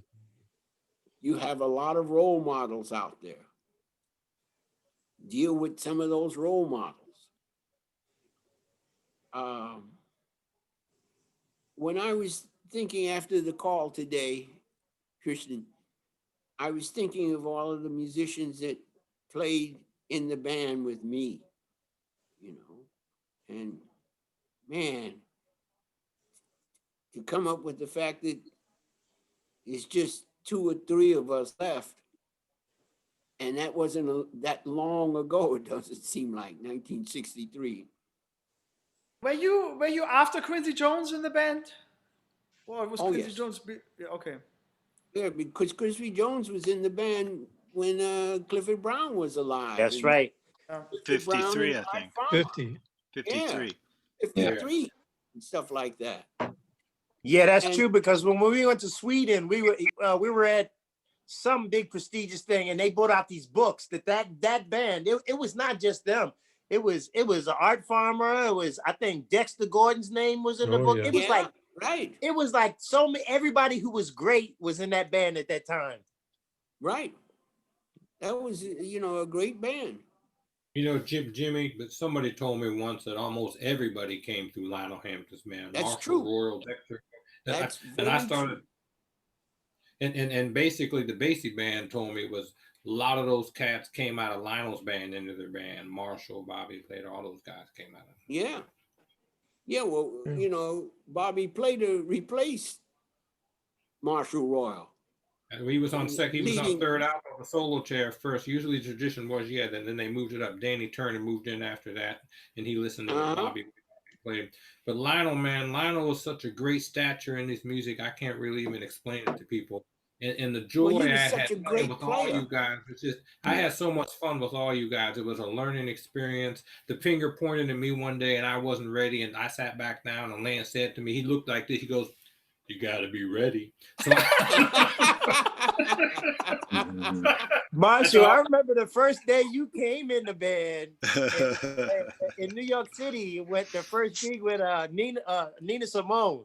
Oh, yeah. That was hilarious. Right? You guys stood up and started doing the thing, and I didn't know what was going on. Oh my God! We all had a meeting before the gig. I didn't know you went off the paper like that and stuff, man. We all had a meeting before the gig and said, "Don't tell Marshall." Just kidding. I'd like to say good evening, everybody. I've been listening. It's been great. Who's that? Bruce. Oh, Bruce. Yeah. Brother Bruce. Hey, Bruce. I should have said hello to Steve Armour because the gigs I did, he was there. I guess he was like straw boss or something at the time. Yeah. That's right. And I have to thank Lance and Cleave for being the ones that helped me be in a position to learn. Because you're talking about what are these next generation cats going to do? It's like we need big brothers to help pull us in, big sisters to help pull us in, so that we can learn the ropes of what the thing is all about, because it's fewer and fewer opportunities.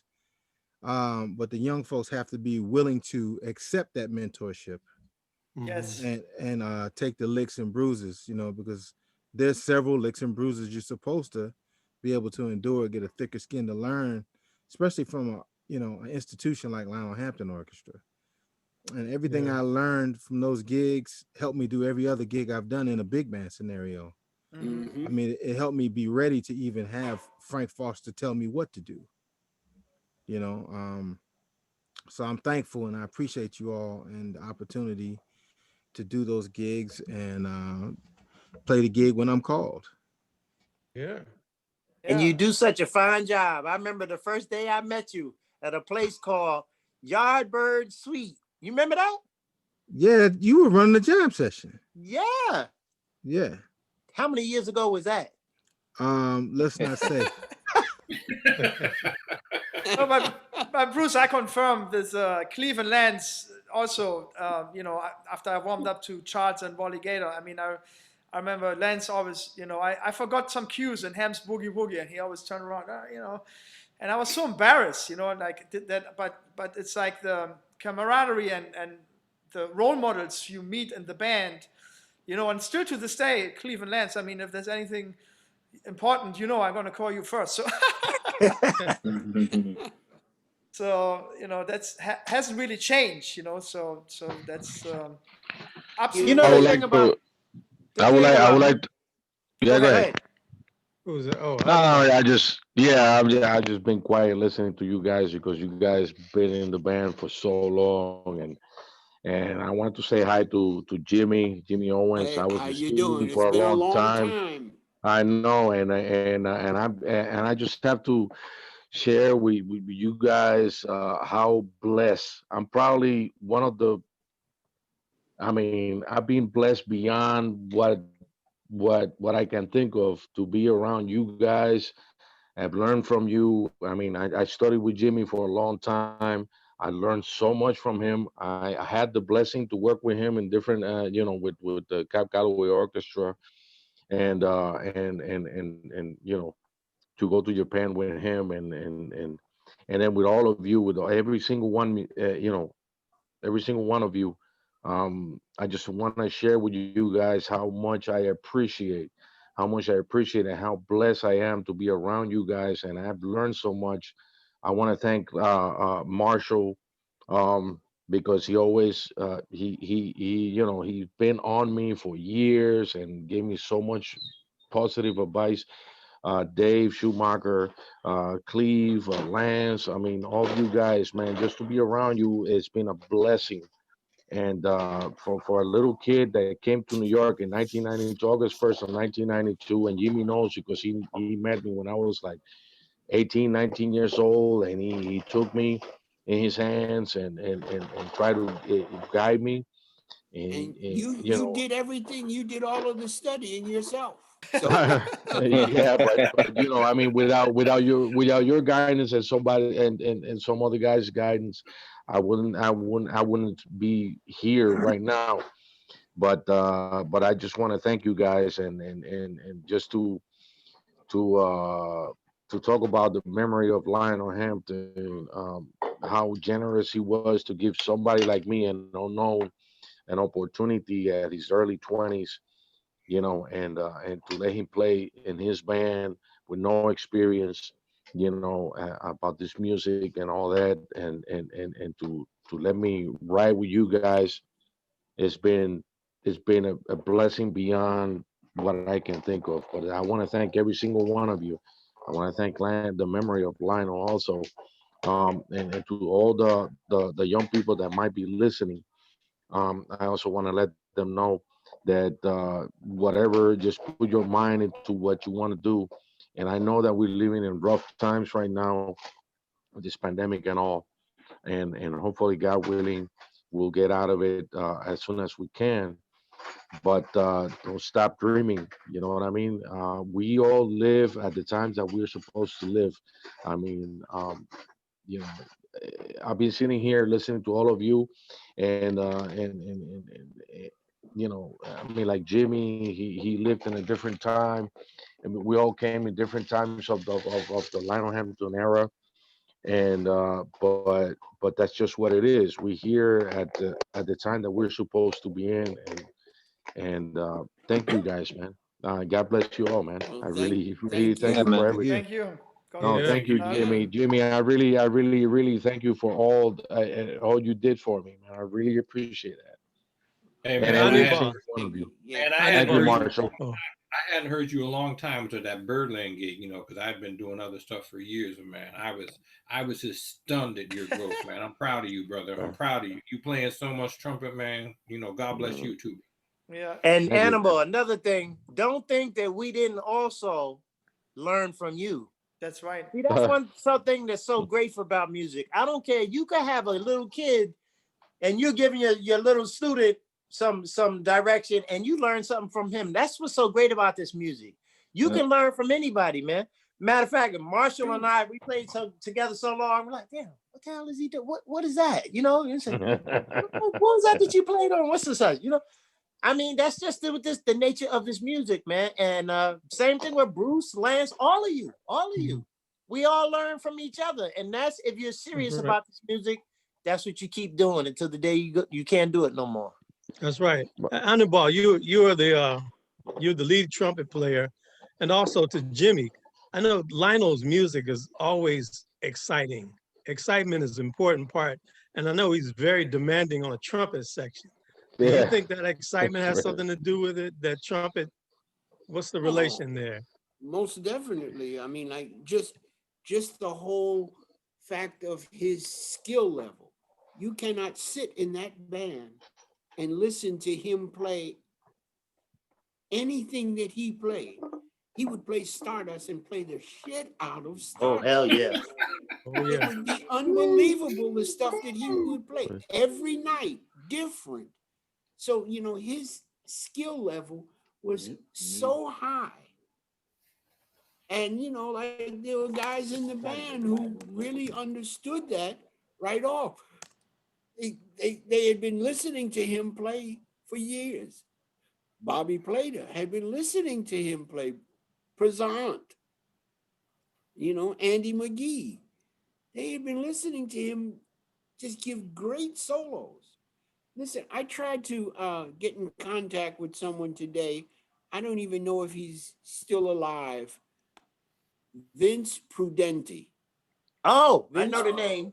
Prudenti is a trombonist. Yes, I know the name. He's been living in France, and I ran across his email that was the same in 2015 as in now in the Union book that I saw it in.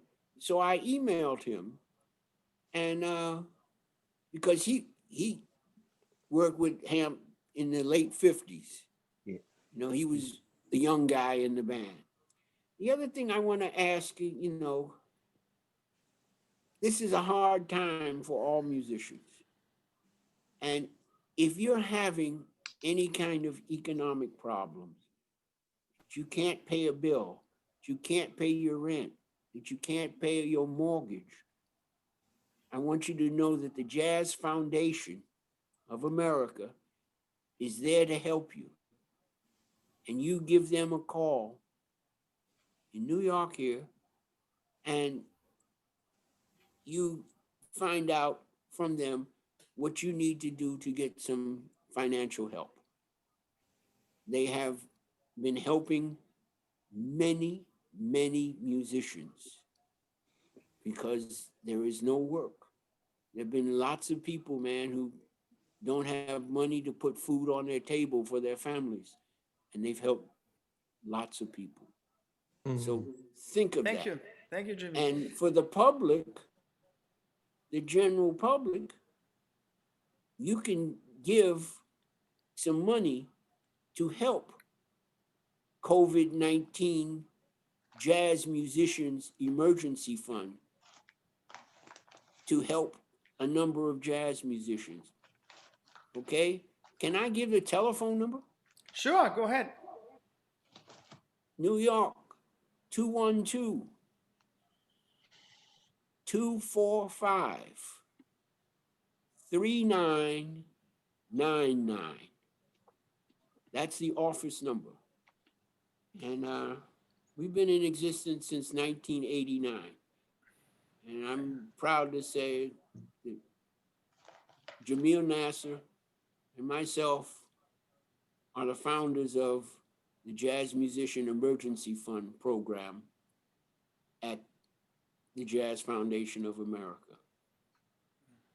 So that's something to think about, Jimmy. and to pass it on to any musician that you know.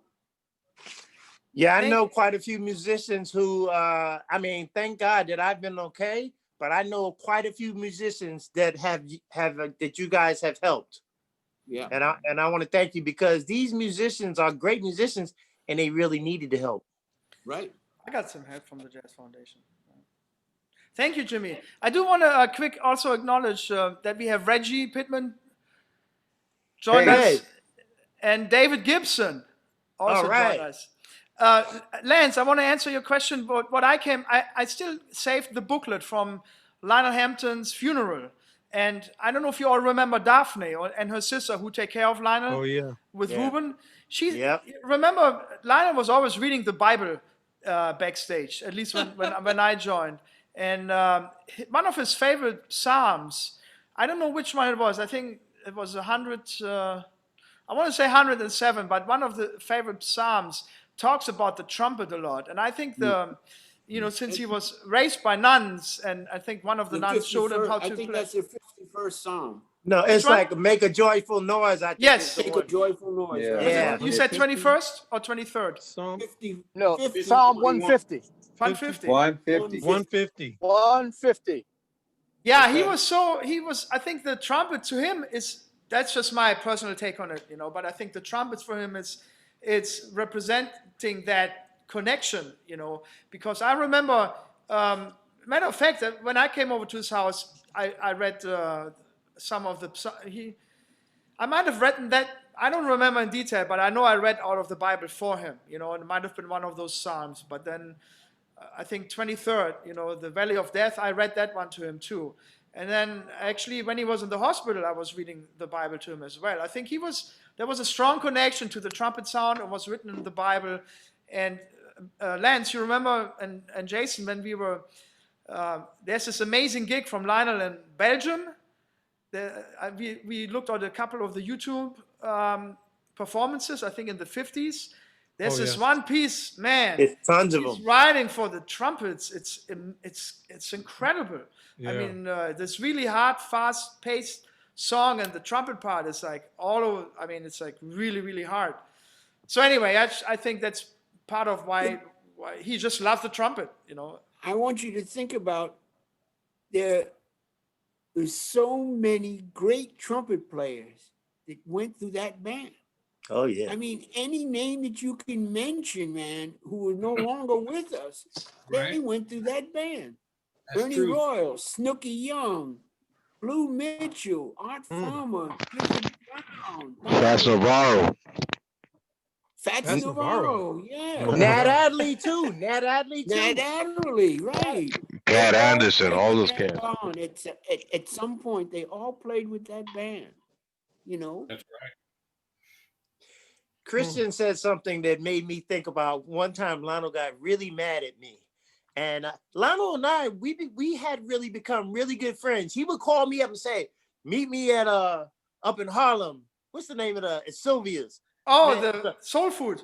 yeah, and then I would go like to the Vanguard, and about like, it'd be like 2:30, 3 o'clock in the morning. I see Lionel sitting down in the corner. But one time I went to go see him in the hospital, and I don't know what was on my mind because I'm from a different era than him. So I go to the hospital, and the first thing I do is I take my hat off and I put it on his bed. Oh my God, apparently that's some kind of superstition that you are never to do. It means death when you put, and so I'm visiting him in the hospital. I come in, and the first thing I do is put my hat on his bed. He was so mad at me. I didn't know. That's bad luck. I didn't know though.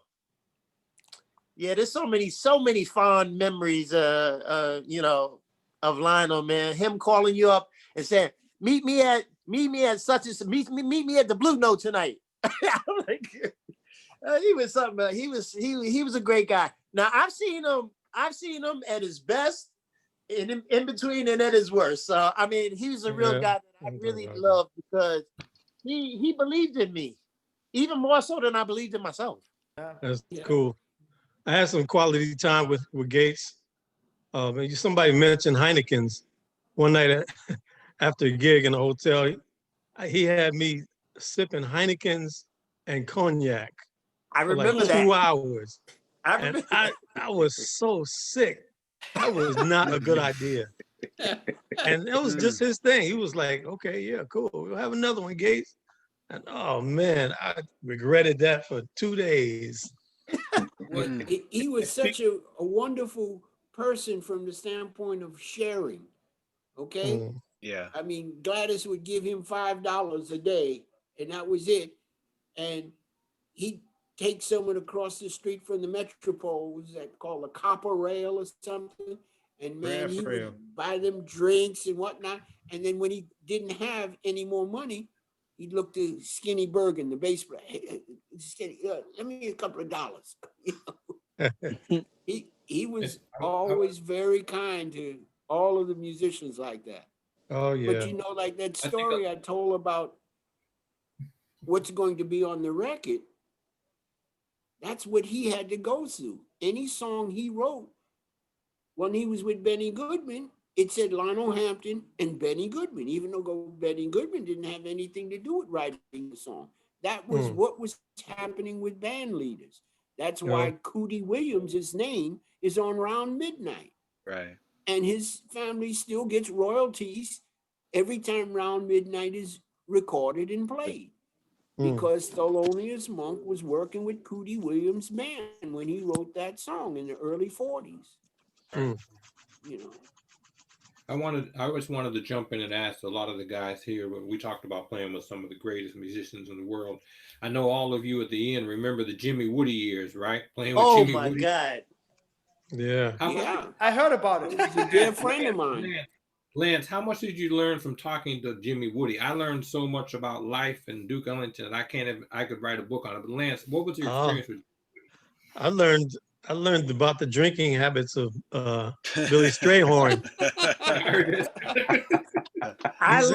He used to hang with Billy Strayhorn, and that was pretty rough.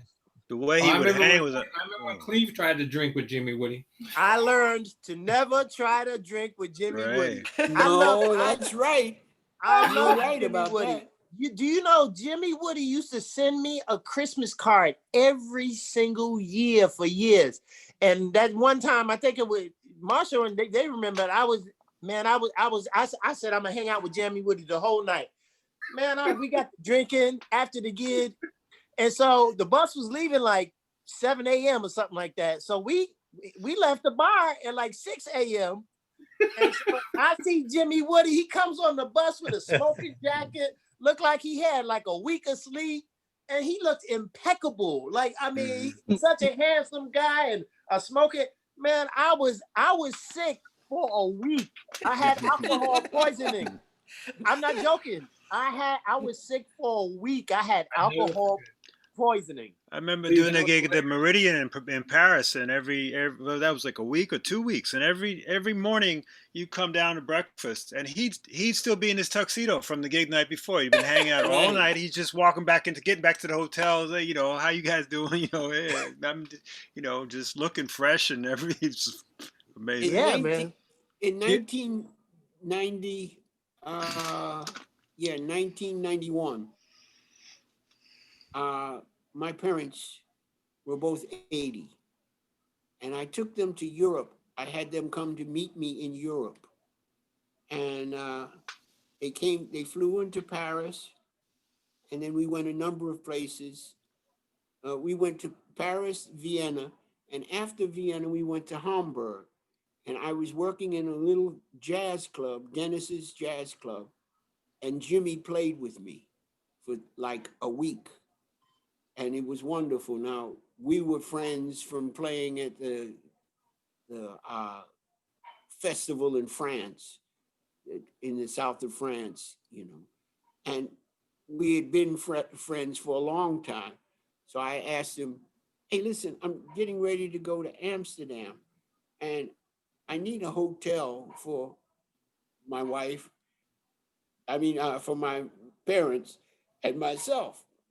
He says, oh, and he gave me the name of this hotel. I said, fine. I didn't know anything about hotels in Amsterdam at that time. So we go to the hotel, we check in. The rooms are like $125 a night. So I get 2 rooms, put my parents in one room, and I'm in another room. And here I was thinking about I was going to pay for it by cash and whatnot, so I had to pay for it by credit card. So I'd get on the telephone, I called Jimmy Woody. I said, hey man, you gave me this most expensive hotel. He said, how much does it cost? I said, man, $125 a night. He says, oh, I didn't know that. I mean, they were paying for the hotel for me to stay there. I said, oh man, thanks a lot. But I know all you guys remember how much Jimmy Woody was swinging on that. You can find some videos on YouTube with Dee Bridgewater. Remember that? And also on the Conan O'Brien show. Man, Woody, man, he used to talk about Duke Ellington, all sorts of cats with us. You remember, Cleave, we were backstage one time and Woody started playing some chords on the piano. The most beautiful touching chords I may have heard in my life, man. But the swing feel he brought to the band and Paris and gigs. He told me he told us that he worked with Billie Holiday. He was Billie Holiday's bass player. Yeah. What inspired me from him was his grace and how he carried himself. Yeah. And I feel like he must have got some of that from Ellington. Yeah. Oh yes, a lot of it, I'm sure. Yeah. He talked about that actually. He talked about that. And it was amazing when I would ask him about some of those, because those records he made with Sam Woodyard, those things in the 50s, and I thought I always, those like some of the greatest music I've ever heard, of my favorite music, and he would just say, "Oh yeah, I really couldn't play yet back then," and I'd be like, wow. But he really, he seemed like he was being sincere. He wasn't just saying it; he really felt that way, like he wished he could have done it again. Wish he could do it now. Yeah. I really wish I would have met him earlier. I heard so much about him, and I didn't really meet him in person till Lionel Hampton's funeral. And it was so, it was very heartfelt. And we were playing at the Riverside Church, and then on my way out, like you described him, he looked sharp, good looking, and he just came up, he introduced himself as Jimmy Woody. I'm like, Jimmy Woody, I heard so much about you, and we just kept talking for like 30 minutes, or at least 20 minutes, and it was just great meeting him. And it was shortly after that he passed himself. I was really shocked when I found out about that, because he looked like in such good shape. He was young looking, and I was like, I was in shock when I heard he passed. I think it's a year or two after Lionel Hampton passed away. He passed too. But I wish I would have met him earlier. 1991, in that date in 1991, he had just given up drinking 1 week before, and he working in this club. And Dennis, the owner of the club, was a terrible alcoholic. And so Jimmy was always saying to me, I'm not gonna go there and hang out with Dennis because he'll be trying to have me to drink again. And I'm dry now. I'm getting dry. I think he went back to drinking after that, though. Hey, Jimmy. Well, I'm gonna have to run. Yeah. But it's been great. Good to see all of you. All right, thank you, Robert. Yeah, Robert. Flame. Robert. All right, Charlie. Robert, are you teaching online? Yeah, we're online. So what do you do about your ensembles? Well, we're basically assigning like tunes, and we just work on improv, approaches and that sort of thing. But there's no real ensemble. No real ensemble stuff, right? No, not at this point. I mean, at the new school, we have something that's called Soundtrap, but it's a layer flow program. You put the drums on, then you put the bass on, and all of the other instruments, and that's not an ensemble. Not really. I've been doing the same thing that you're talking about. I've been teaching them how to play their instruments better. Right. Giving them things to practice, exercises to practice. Right. Yeah, so I guess if all goes well, we'll have better ensembles when we have ensembles again, right? Right. Yeah. Hopefully. Right. Yeah. All right. Well, y'all take care. You too, Robert. Right. Good to see you, man. Take care. Good seeing you, brother. All right. Same here. Reggie, you have some stories you want to share with us?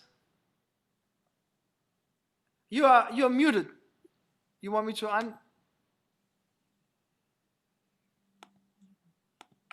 Okay. All right. Yeah. All right. But there's always a lot of stories. But I just, I guess I got a question for everybody, but mainly for Jimmy. Like, Lionel was always such a entrepreneur. Like he played a lot. He always kind of figured out how to do stuff. He was such an entertainer as well, jumping through the into the floor tom, and a Republican and knew the presidents. Like, Are you muted again? Touch your mute. When he said Republican. Sorry, you were muted for a second, Reggie. I'm okay. Yeah, Can you hear me now? we can hear you now. Yes. Sorry about that. I don't know what happened. Maybe start over. All right, I'll start over. So I guess the question is for everybody. If Lionel was around now, and I guess this question is for everybody, but I'm going to address it primarily to Jimmy and Jason.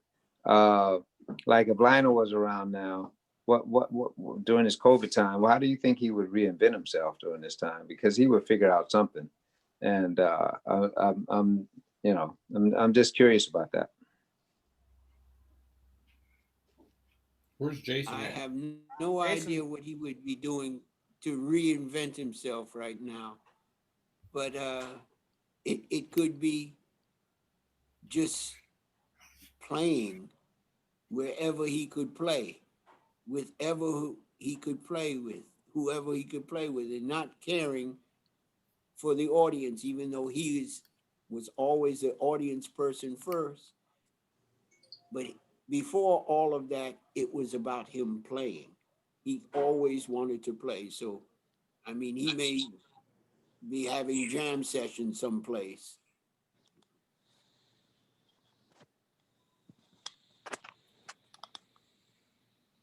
What happened? You say, Jason? All right.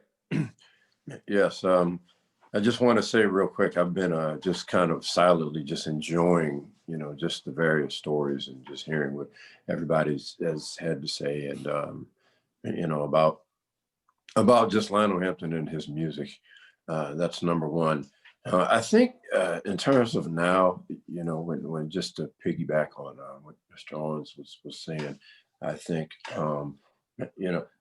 it would not surprise me at all that he probably would be doing some kind of show online, because that was a thing. That's a thing that a lot of folks are doing, and I could see him doing that. And hell, it could have been just him and another piano player, with him at the piano playing two-finger piano. That could be online. It could be him and piano player, him on vibes. That could be I could totally see him doing that, because I think you're right. He would have played something, because he was definitely about playing the music. So I could definitely see something like that having taken place if he was around now. Yes. So because he was gonna play one way or the other. Yeah. Right. I think so. I think that's how I would answer that. Jason, I would love for you to, if you want to, tell the story about Stardust. I know it's on our recording, but if I meant to ask you earlier when we talked about Stardust, actually, if you want to. Yeah, well, actually, what it is for me is that Stardust is one of those, the live version of Stardust from the Gene Norman's jazz concerts. I think the year is 1947. That's one of those solos that you hear about before you hear it, and at some point, there's some record that someone tells you about that you haven't heard yet, but they'll tell you, hey man, if you heard someone, oh man, you got to hear that, man. Oh, that's just, and that was one of those. Like, I had heard about that, from, I remember, when I first started working with pianist Marcus Roberts, I remember he mentioned that to me, like, man, that Lionel Hampton playing Stardust, man, you got to, that's rich, so I think it was at some point when I was, starting to play the vibes and playing vibes and really like doing gigs and really investing in Lionel Hampton's music, like really checking it out. He's somebody, you know, that I'd heard in and out through the years, but I was really seriously studying that. And I eventually did get the recording, you know, the full version, and you know, and then, you know, it gets started, and you know, he's playing, you know, it's interesting how they're playing the ballad, because you know, it's very much like a swing era oriented groove, the way they're approaching it. And you know, I mean, when you get to the 50s and you have musicians that, like, say if like Miles Davis's quintet play ballad, you know, you'd hear a lot of sustained chords, you know, and you know, with this tempo here, you know, they're feeling that groove, but there's a lot of sustained chords. But on this one, you know, like you know, like they're playing like don't,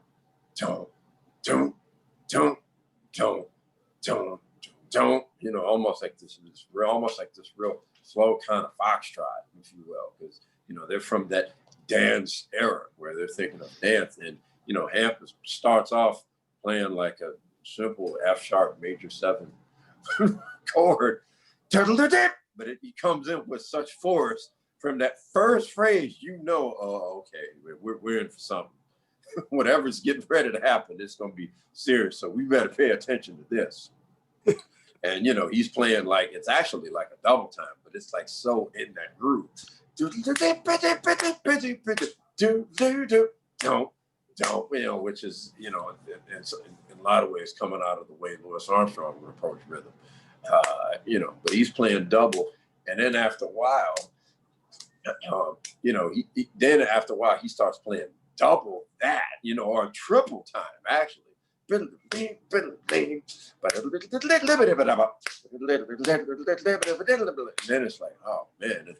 And it's what's funny looking back, thinking about this was probably a recorded version of the stories that some of you guys had of, you know, Hamp and them gigs where he would just keep playing and have an encore and then another encore and then another encore, and then he would keep playing and you know, the different stories of like the festival telling him, all right, you're done, we got to rotate the stage, and he's like, no, I'm not, and he would play anyway.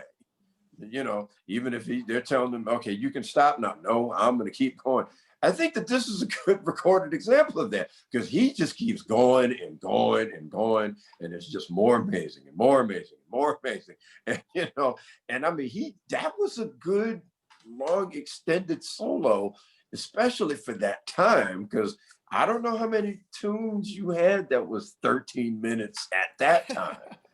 You just didn't have a lot of that. And so, you know, and so he's just going, and it's funny because there's a point where horn players kind of come in playing behind him, and they might have been like, you know, we might need to wrap this up some.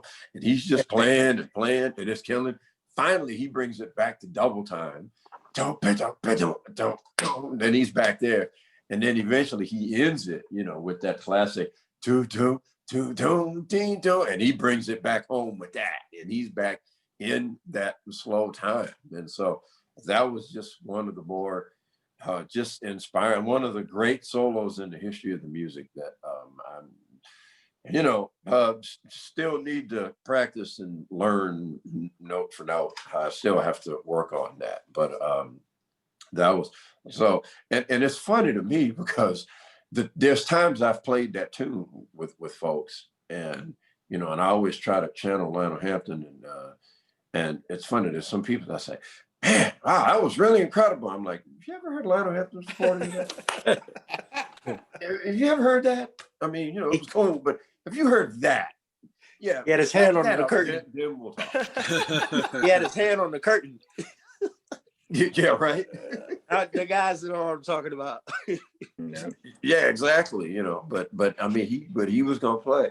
You know, and you know, in fact, there's these you know, little tidbits about Lionel Hampton, and I'm always seeming to find out because you know, Lionel was very connected with. He had a lot of New Orleans connections, and you know, a lot of them. I mean, in fact.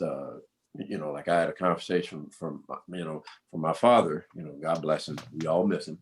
And he was telling me about a gig that he had. It was a trio gig. And I think rhythm section. The drummer was, let me see if I have this right. The drummer was, it was a trio gig. The drummer was, damn, I'm forgetting the drummer's name. The bass player was, I'm trying to think. This is a trip, man. As well as I know those dudes, I'm like forgetting their names. But what period are we talking about? Around what year? This was early 60s. This was early 60s, and they were New Orleans musicians. Okay, so the G.T. Hogan was playing drums at one point. Wilbert Hogan. Yes, I know. It wasn't him. And Skinny Bergen was playing bass.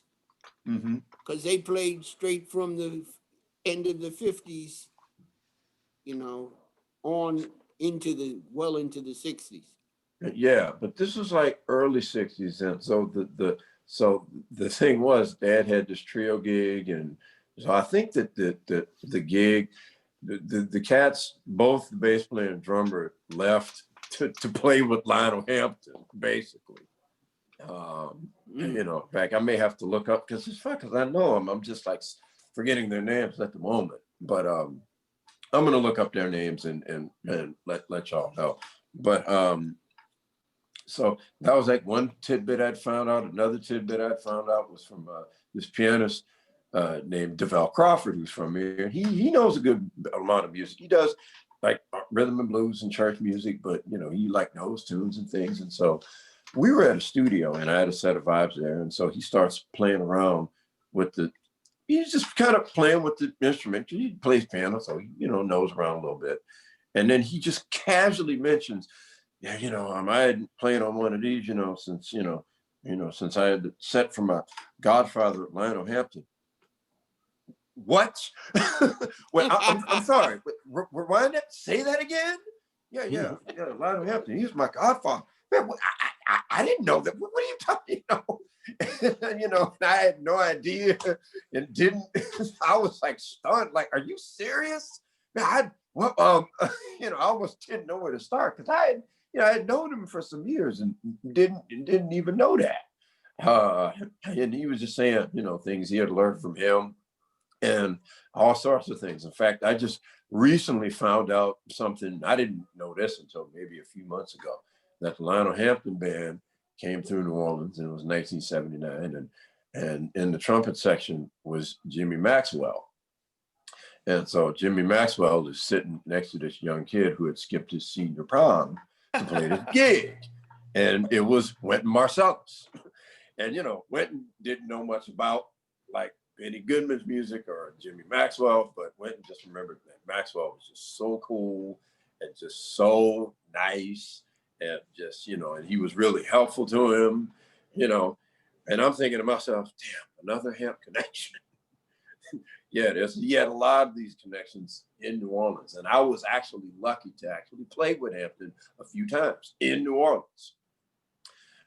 First was this like gig at this club, I think Charlie B's, which didn't last long, but I was lucky to play with him there.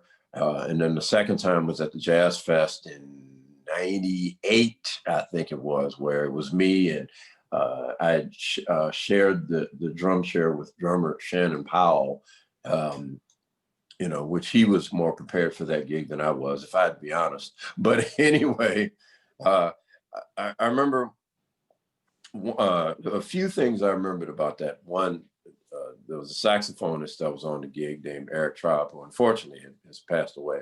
But Eric remembered, you know, when Hamp was, you know, he was up there, so he was having trouble getting to the stage and everything. And, you know, he was kind of slow and everything. And so then when it came time for this tune, Hamp was like, all right, I forget which tune it was, but, you know, he said the tune and he turned around and said, 1, 2, 1, 2, 3, 4, you know, count off, no problem.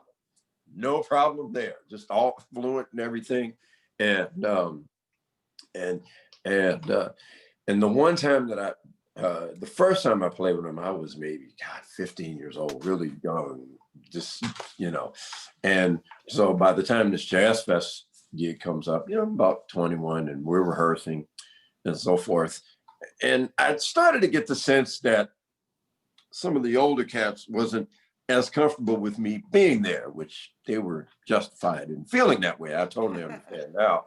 But there was one moment where we're playing and we're rehearsing tunes. And so Hamp turns to me and says, "You sure have improved since the last time we've played." And I was like, "Well, I would certainly hope that I've improved." I'm like, "Wait, you remembered that?"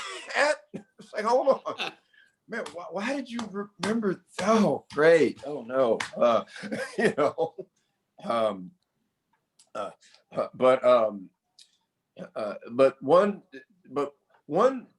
sort of follow-up to that particular gig was the drummer, Shannon Powell, who's, you know, I mean, great friend of mine, mentor of mine. You know, we've played a lot together. He was given an interview for this magazine, and this was at a point that I was really studying Hamp's music and the Benny Goodman Quartet, and really getting into what that music was about.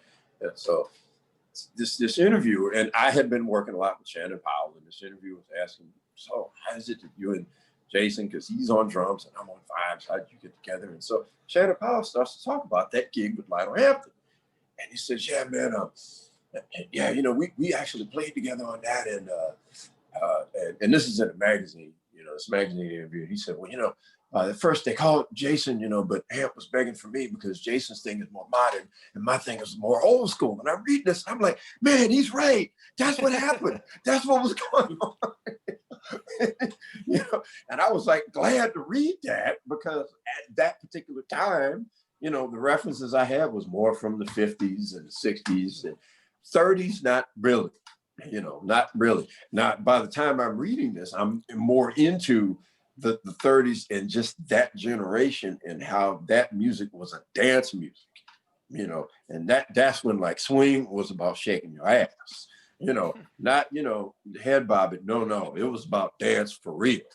And so I was reading that, and I, you know, eventually told Shannon, like, man, I read that interview. Thanks for saying that. It explained a lot of things. Now, I think that where I was lucky was when I got the call to play with you guys. Some of you were there in New Orleans to play with the Lionel Hampton Big Band. And it was Timothy Francis, who's the head of the Hampton estate, which that's one of those, you know, random New Orleans connections. And he calls me and says, "Yes, we're celebrating Lionel Hampton's centennial, and the band is going to come. They're going to play at the Ogden Museum. And I wanted to know if you'd like to play a few tunes with the band."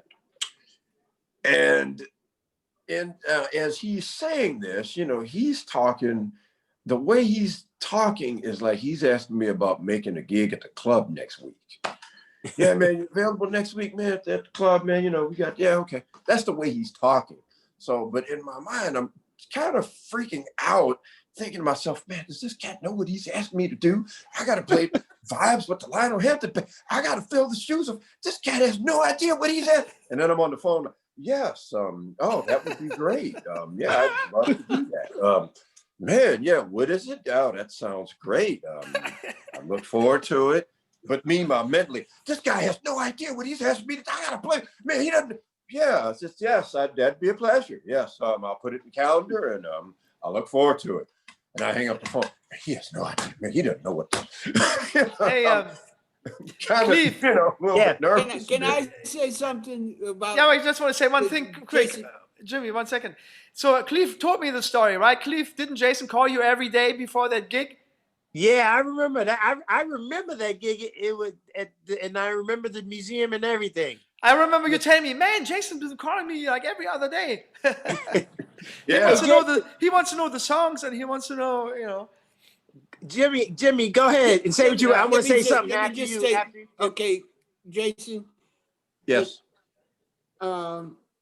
When I was in the band, I think we played in Washington, D.C., and then we came and we needed a drummer.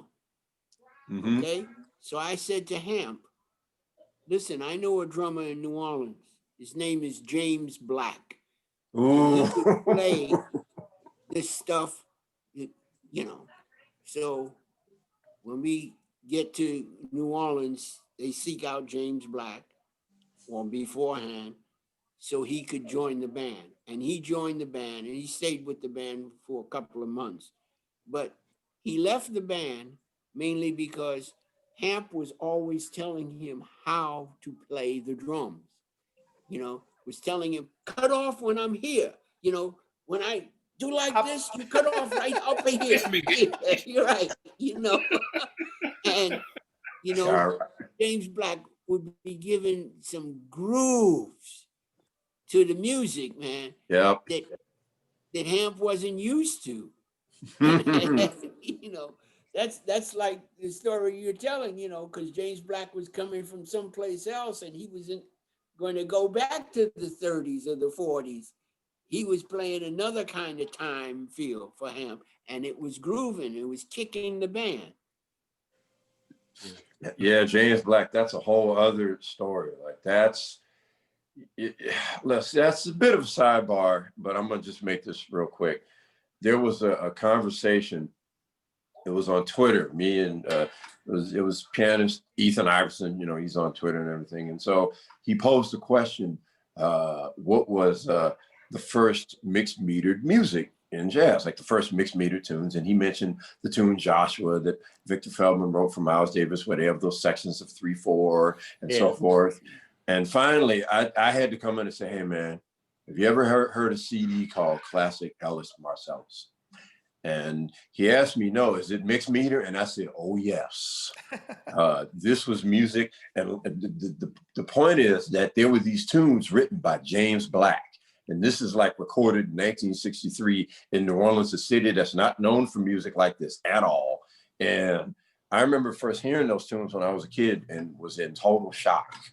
You know, James would have tunes that was in 4 that would have these 3/4 bars in the form and they're soloing all over this, and tunes in 5/4, and they're like rhythm section to just walking like they're playing in 4. And I'm like, what on earth? And tunes that are in 3 and then they're in 5. They got a 3/4 bar and they're just playing through all of this. And I'm like, and a lot of this wasn't going on anywhere at that particular time. So yeah, James, that was another person from like another planet. So yeah, I can imagine that being interesting. And he wrote a couple of arrangements of his songs for the band, and the band rehearsed them and played them.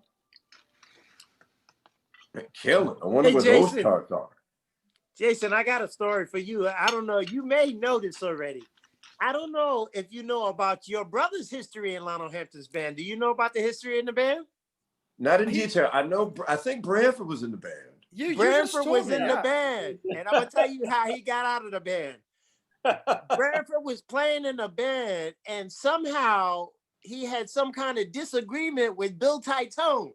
And Bill Titone said, you'll never work in New York again. You're finished with this music. I'm going to see to it that you're finished. You will never play jazz in New York again. And like the year after that, Branford was like this big international star, like playing with Sting and all these people. I mean, but long before that, so I didn't know if you knew that Branford played in Lionel Hampton's band as well.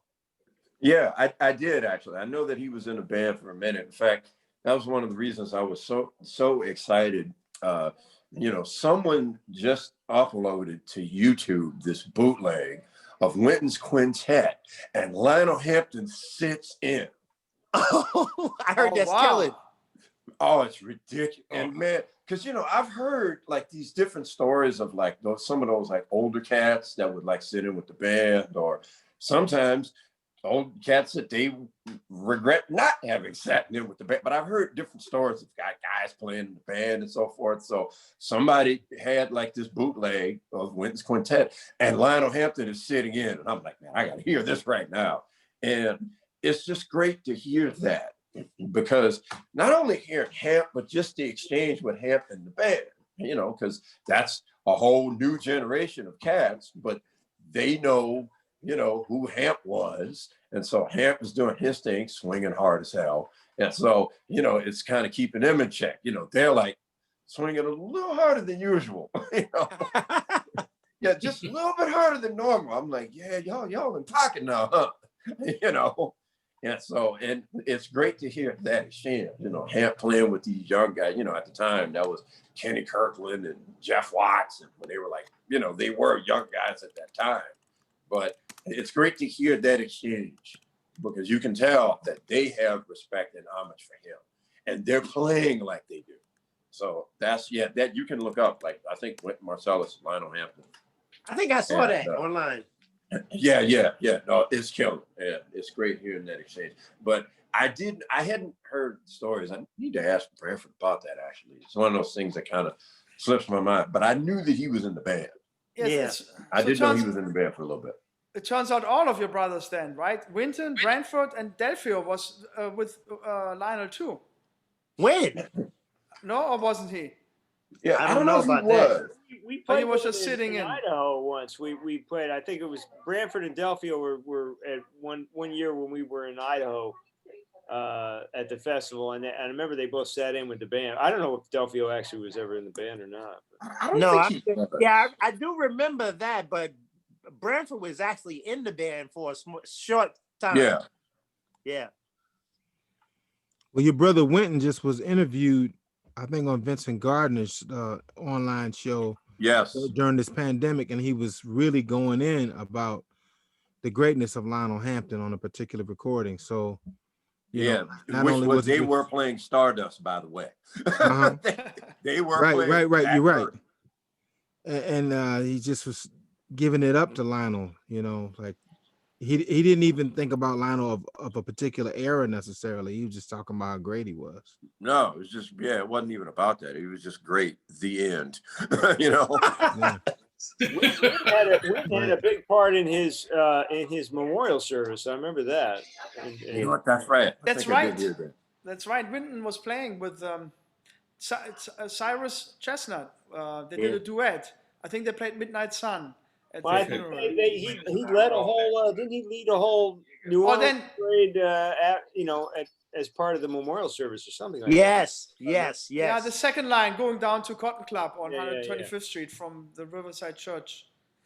Yeah, Lionel was in a horse-drawn carriage, you know, white. You know, his coffin was in there, and they went from Riverside Church down to the Cotton Club, and Winton was leading the.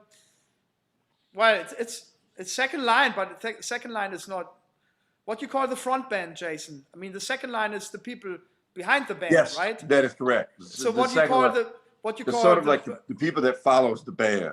I know. So he just led the band, right? So yeah. I will never forget that day because I was the MC for Lionel's funeral. That's and right. I remember the George Bush Sr. was crying like a baby. And I remembered another thing, Illinois Jaquette. He played so long. They say, you got to get him off. I was like, no, I was like, no. The beast. But Cleve, I remember that day. But what touched me the most was that, you know, I played with Illinois' band for about 3 months or 2 months or something. I just did a little bit. And he kind of dogged Lionel a lot on stage, man. He used to say, and now we're going to play Flying Home, which Lionel Hampton played my solo. Every night. Right.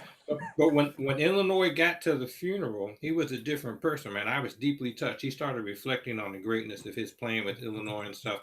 And honestly, he played saxophone sitting in a chair. He was sick by himself. And I felt like crying, man. He brought up so much emotion and you could feel it in his playing. It was a heavy moment, remember? I remember that. I remember like yesterday. We didn't want to cut that off, man. That was the thing. Yeah, I know. But they were telling me, oh, you got to stop. I was like, no.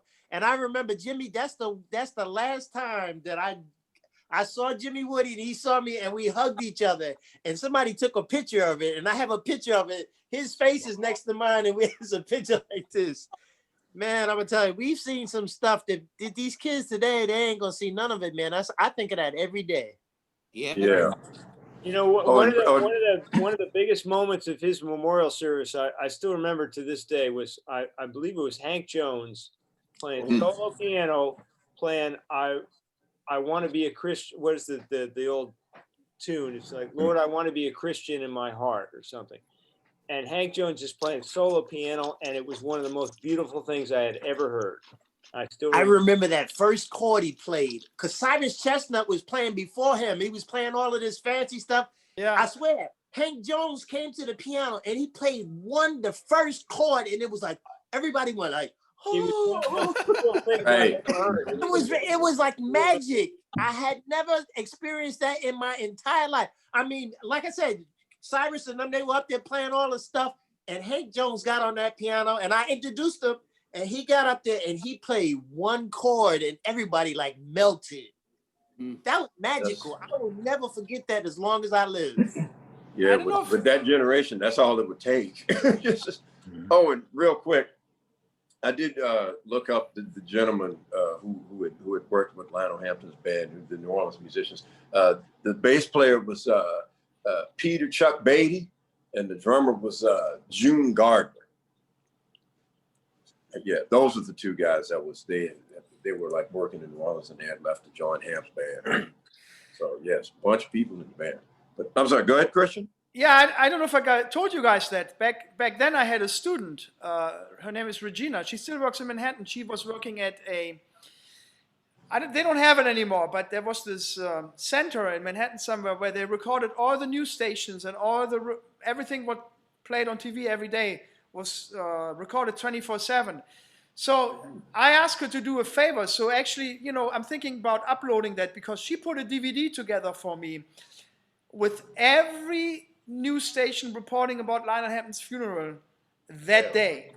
So I think it's like an hour and a half or something, but there's everything in there. You know, I think most of the playing, whatever the news reported that day of Lionel Hampton's funeral, she put it together to me on a DVD. Actually, thanks for bringing it up and talking about the funeral, because we should put it up on our YouTube channel, you know, if we can. It's everything like Wynton playing with the band leading and Hank Jones and everything. I haven't seen it in a couple of years, but I remember after the funeral, I was watching it several times. You know, like every couple of months, I was just going through that. And she did it for me. She was a student, and she did it for me for free. So I have this DVD with all the reporting on Lionel Hampton's funeral, which is.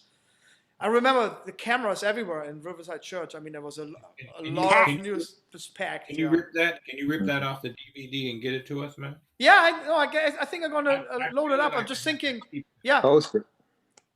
No, I do it. I'm gonna load it up. Okay. Yep. I've never seen it. No. Yep. Yeah, put I me remember down that for day. that also. Cleave, like you I'd said, like to get a George copy Bush, of that.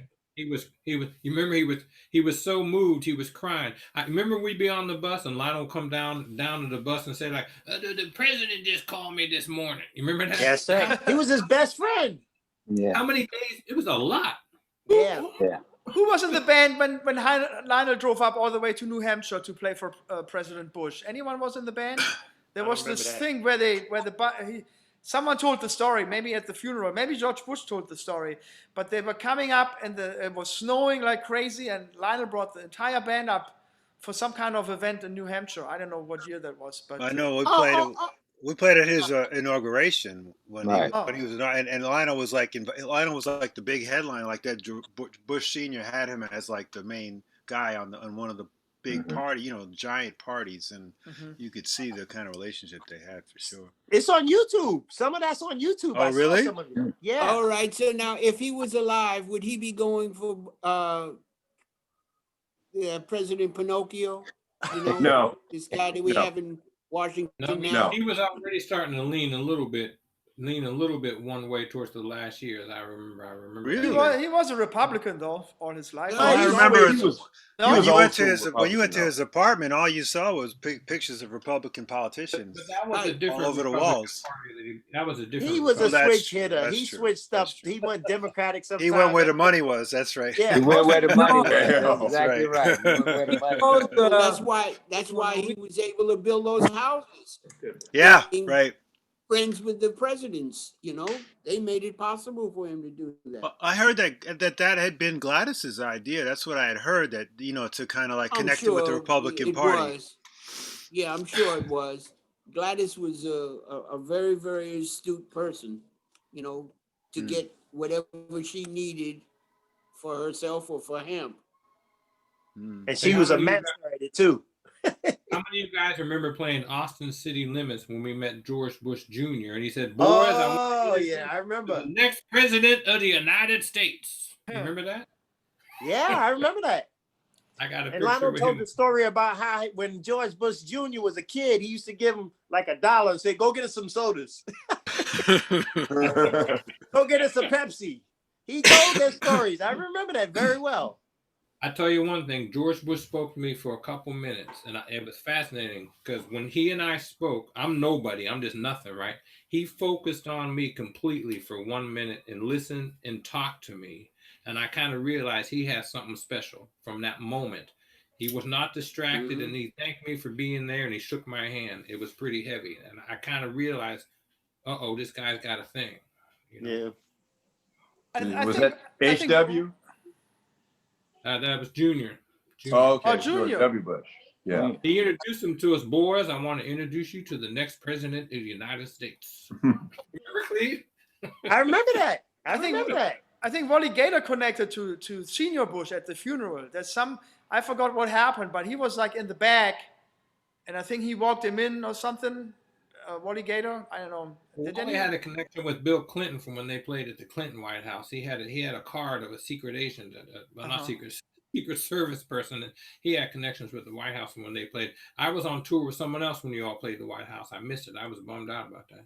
Yeah, I remember when he borrowed one of the tenor player's horns and Lance. sat in with yeah, that was your horn, Lance. That was your horn. He took it out of Lance's mouth with the same mouthpiece. Right, he didn't even, that's right. Everything. And he played it. And he sounded decent. Yeah, I know. He played My Funny Valentine. That's right, I remember. Wow, I never knew that. Yeah.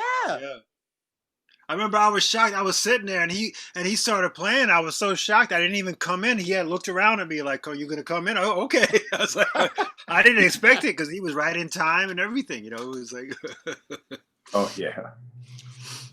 Lance, I hope you didn't sell that horn. Lance, we cannot hear you for some reason. Muted. Your mic? No, he's unmuted. Oh, I don't know. No, we can just hear that. Here. I just unmuted it. Okay. Can you say something, Lance? Oh, off. He ain't working. Yeah, I'll never forget that though. I remember he pulled it right out of his hand. You know, and he someone didn't really asked Lance. Someone transcribed that solo, and I saw a person having the solo transcribed on a T-shirt. Really? Clinton solo. Yeah, I think you can get it somewhere. I think I've heard it transcribed and arranged like a super sax things for like a whole sax section. That's funny. Thing, you know, to do. Yeah. Also, I want to commend Lance. I hope you can hear me. I want to on that new arrangement that he did. I just listened to it today. Yeah. And man, that thing is phenomenal. Yeah. Yeah. It is. I also Great like the job. concept of it. Yeah. You know, it's one of those older charts, but bringing it to like now. That's part of the reason why we kind of were inspired to put this little event together. Just to also send off the, I think, Lance, originally your plan was to publish it yesterday, huh? Saturday morning. And I cannot hear you. But so anyway, we moved it up a week. And what I want to do after this, I want to take this video from tonight and publish that and also announce the, do a little internet release, you know, like get a little more attention to the band and Lance's arrangement and all the work you put in there, Lance. Yeah, great job. So throughout the week, we're going to put it on Facebook. And if I'm going to tag you guys, and if you see it, just share it and just get the word out. And it will be, I think we're going to release it on YouTube first. And then once we get some plays on YouTube, you know, a couple of days later, maybe a week later, we're going to put it up on Facebook. Like YouTube and Facebook are in competition with each other. So I think we want to get some YouTube plays first. And then once it's on Facebook, you know, it's going to go crazy anyway. And I was also really inspired, Ray, you on your solo. It was very sparse, but it was absolutely perfect. Oh wow, thank you, Cleve. The stuff you was doing you had the little solo there. That was beautiful, man. It was just like real simple, but it was perfect. you, Cleave. I appreciate that. Wow. Huh. Has everyone heard the arrangement, Lance? I can play it if you want to. I don't know why we can't hear you, Lance. You're not plugged in. Or do you want to wait? Is he even trying to talk? It's hard to tell. Maybe he's not there. Maybe he stepped away. Yeah, maybe he stepped. There, No, he's there. He's there. Oh yeah, Yeah, he's here. Oh, okay. You guys want me to play it for you? Yeah, let's hear it. Okay. All right. Hold on. Share the screen. Yep. I'm coming.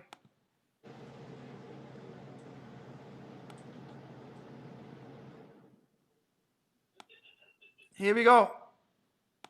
Can you put it on full screen? I don't know how to do that. The box at the bottom on the right here.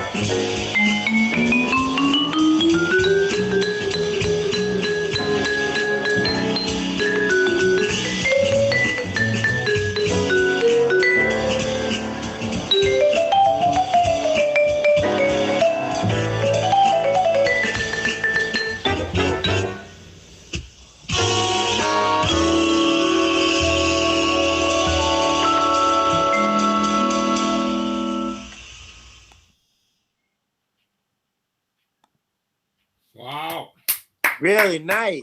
Bravo. That should get a Yeah. Grammy. Honestly, that was amazing.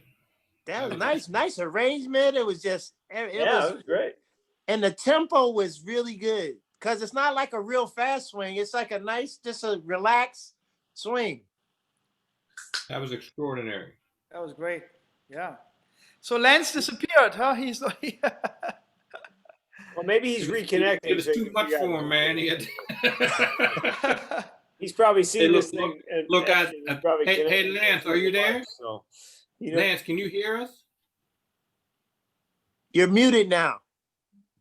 Yeah, now he's muted. Ask to Unmute him, Christian. I did. Ask Oh, to you did? unmute. No, he's still muted. He's I said ask to unmute. That's all I can do. Ask to unmute. Yes. He has to do it at the Well, bottom. whoever's the host can do it. Yeah, no, go ahead. there Go you ahead go. now. He's, No, he muted yeah, again. well, now he's frozen. He's No, frozen. he muted himself again.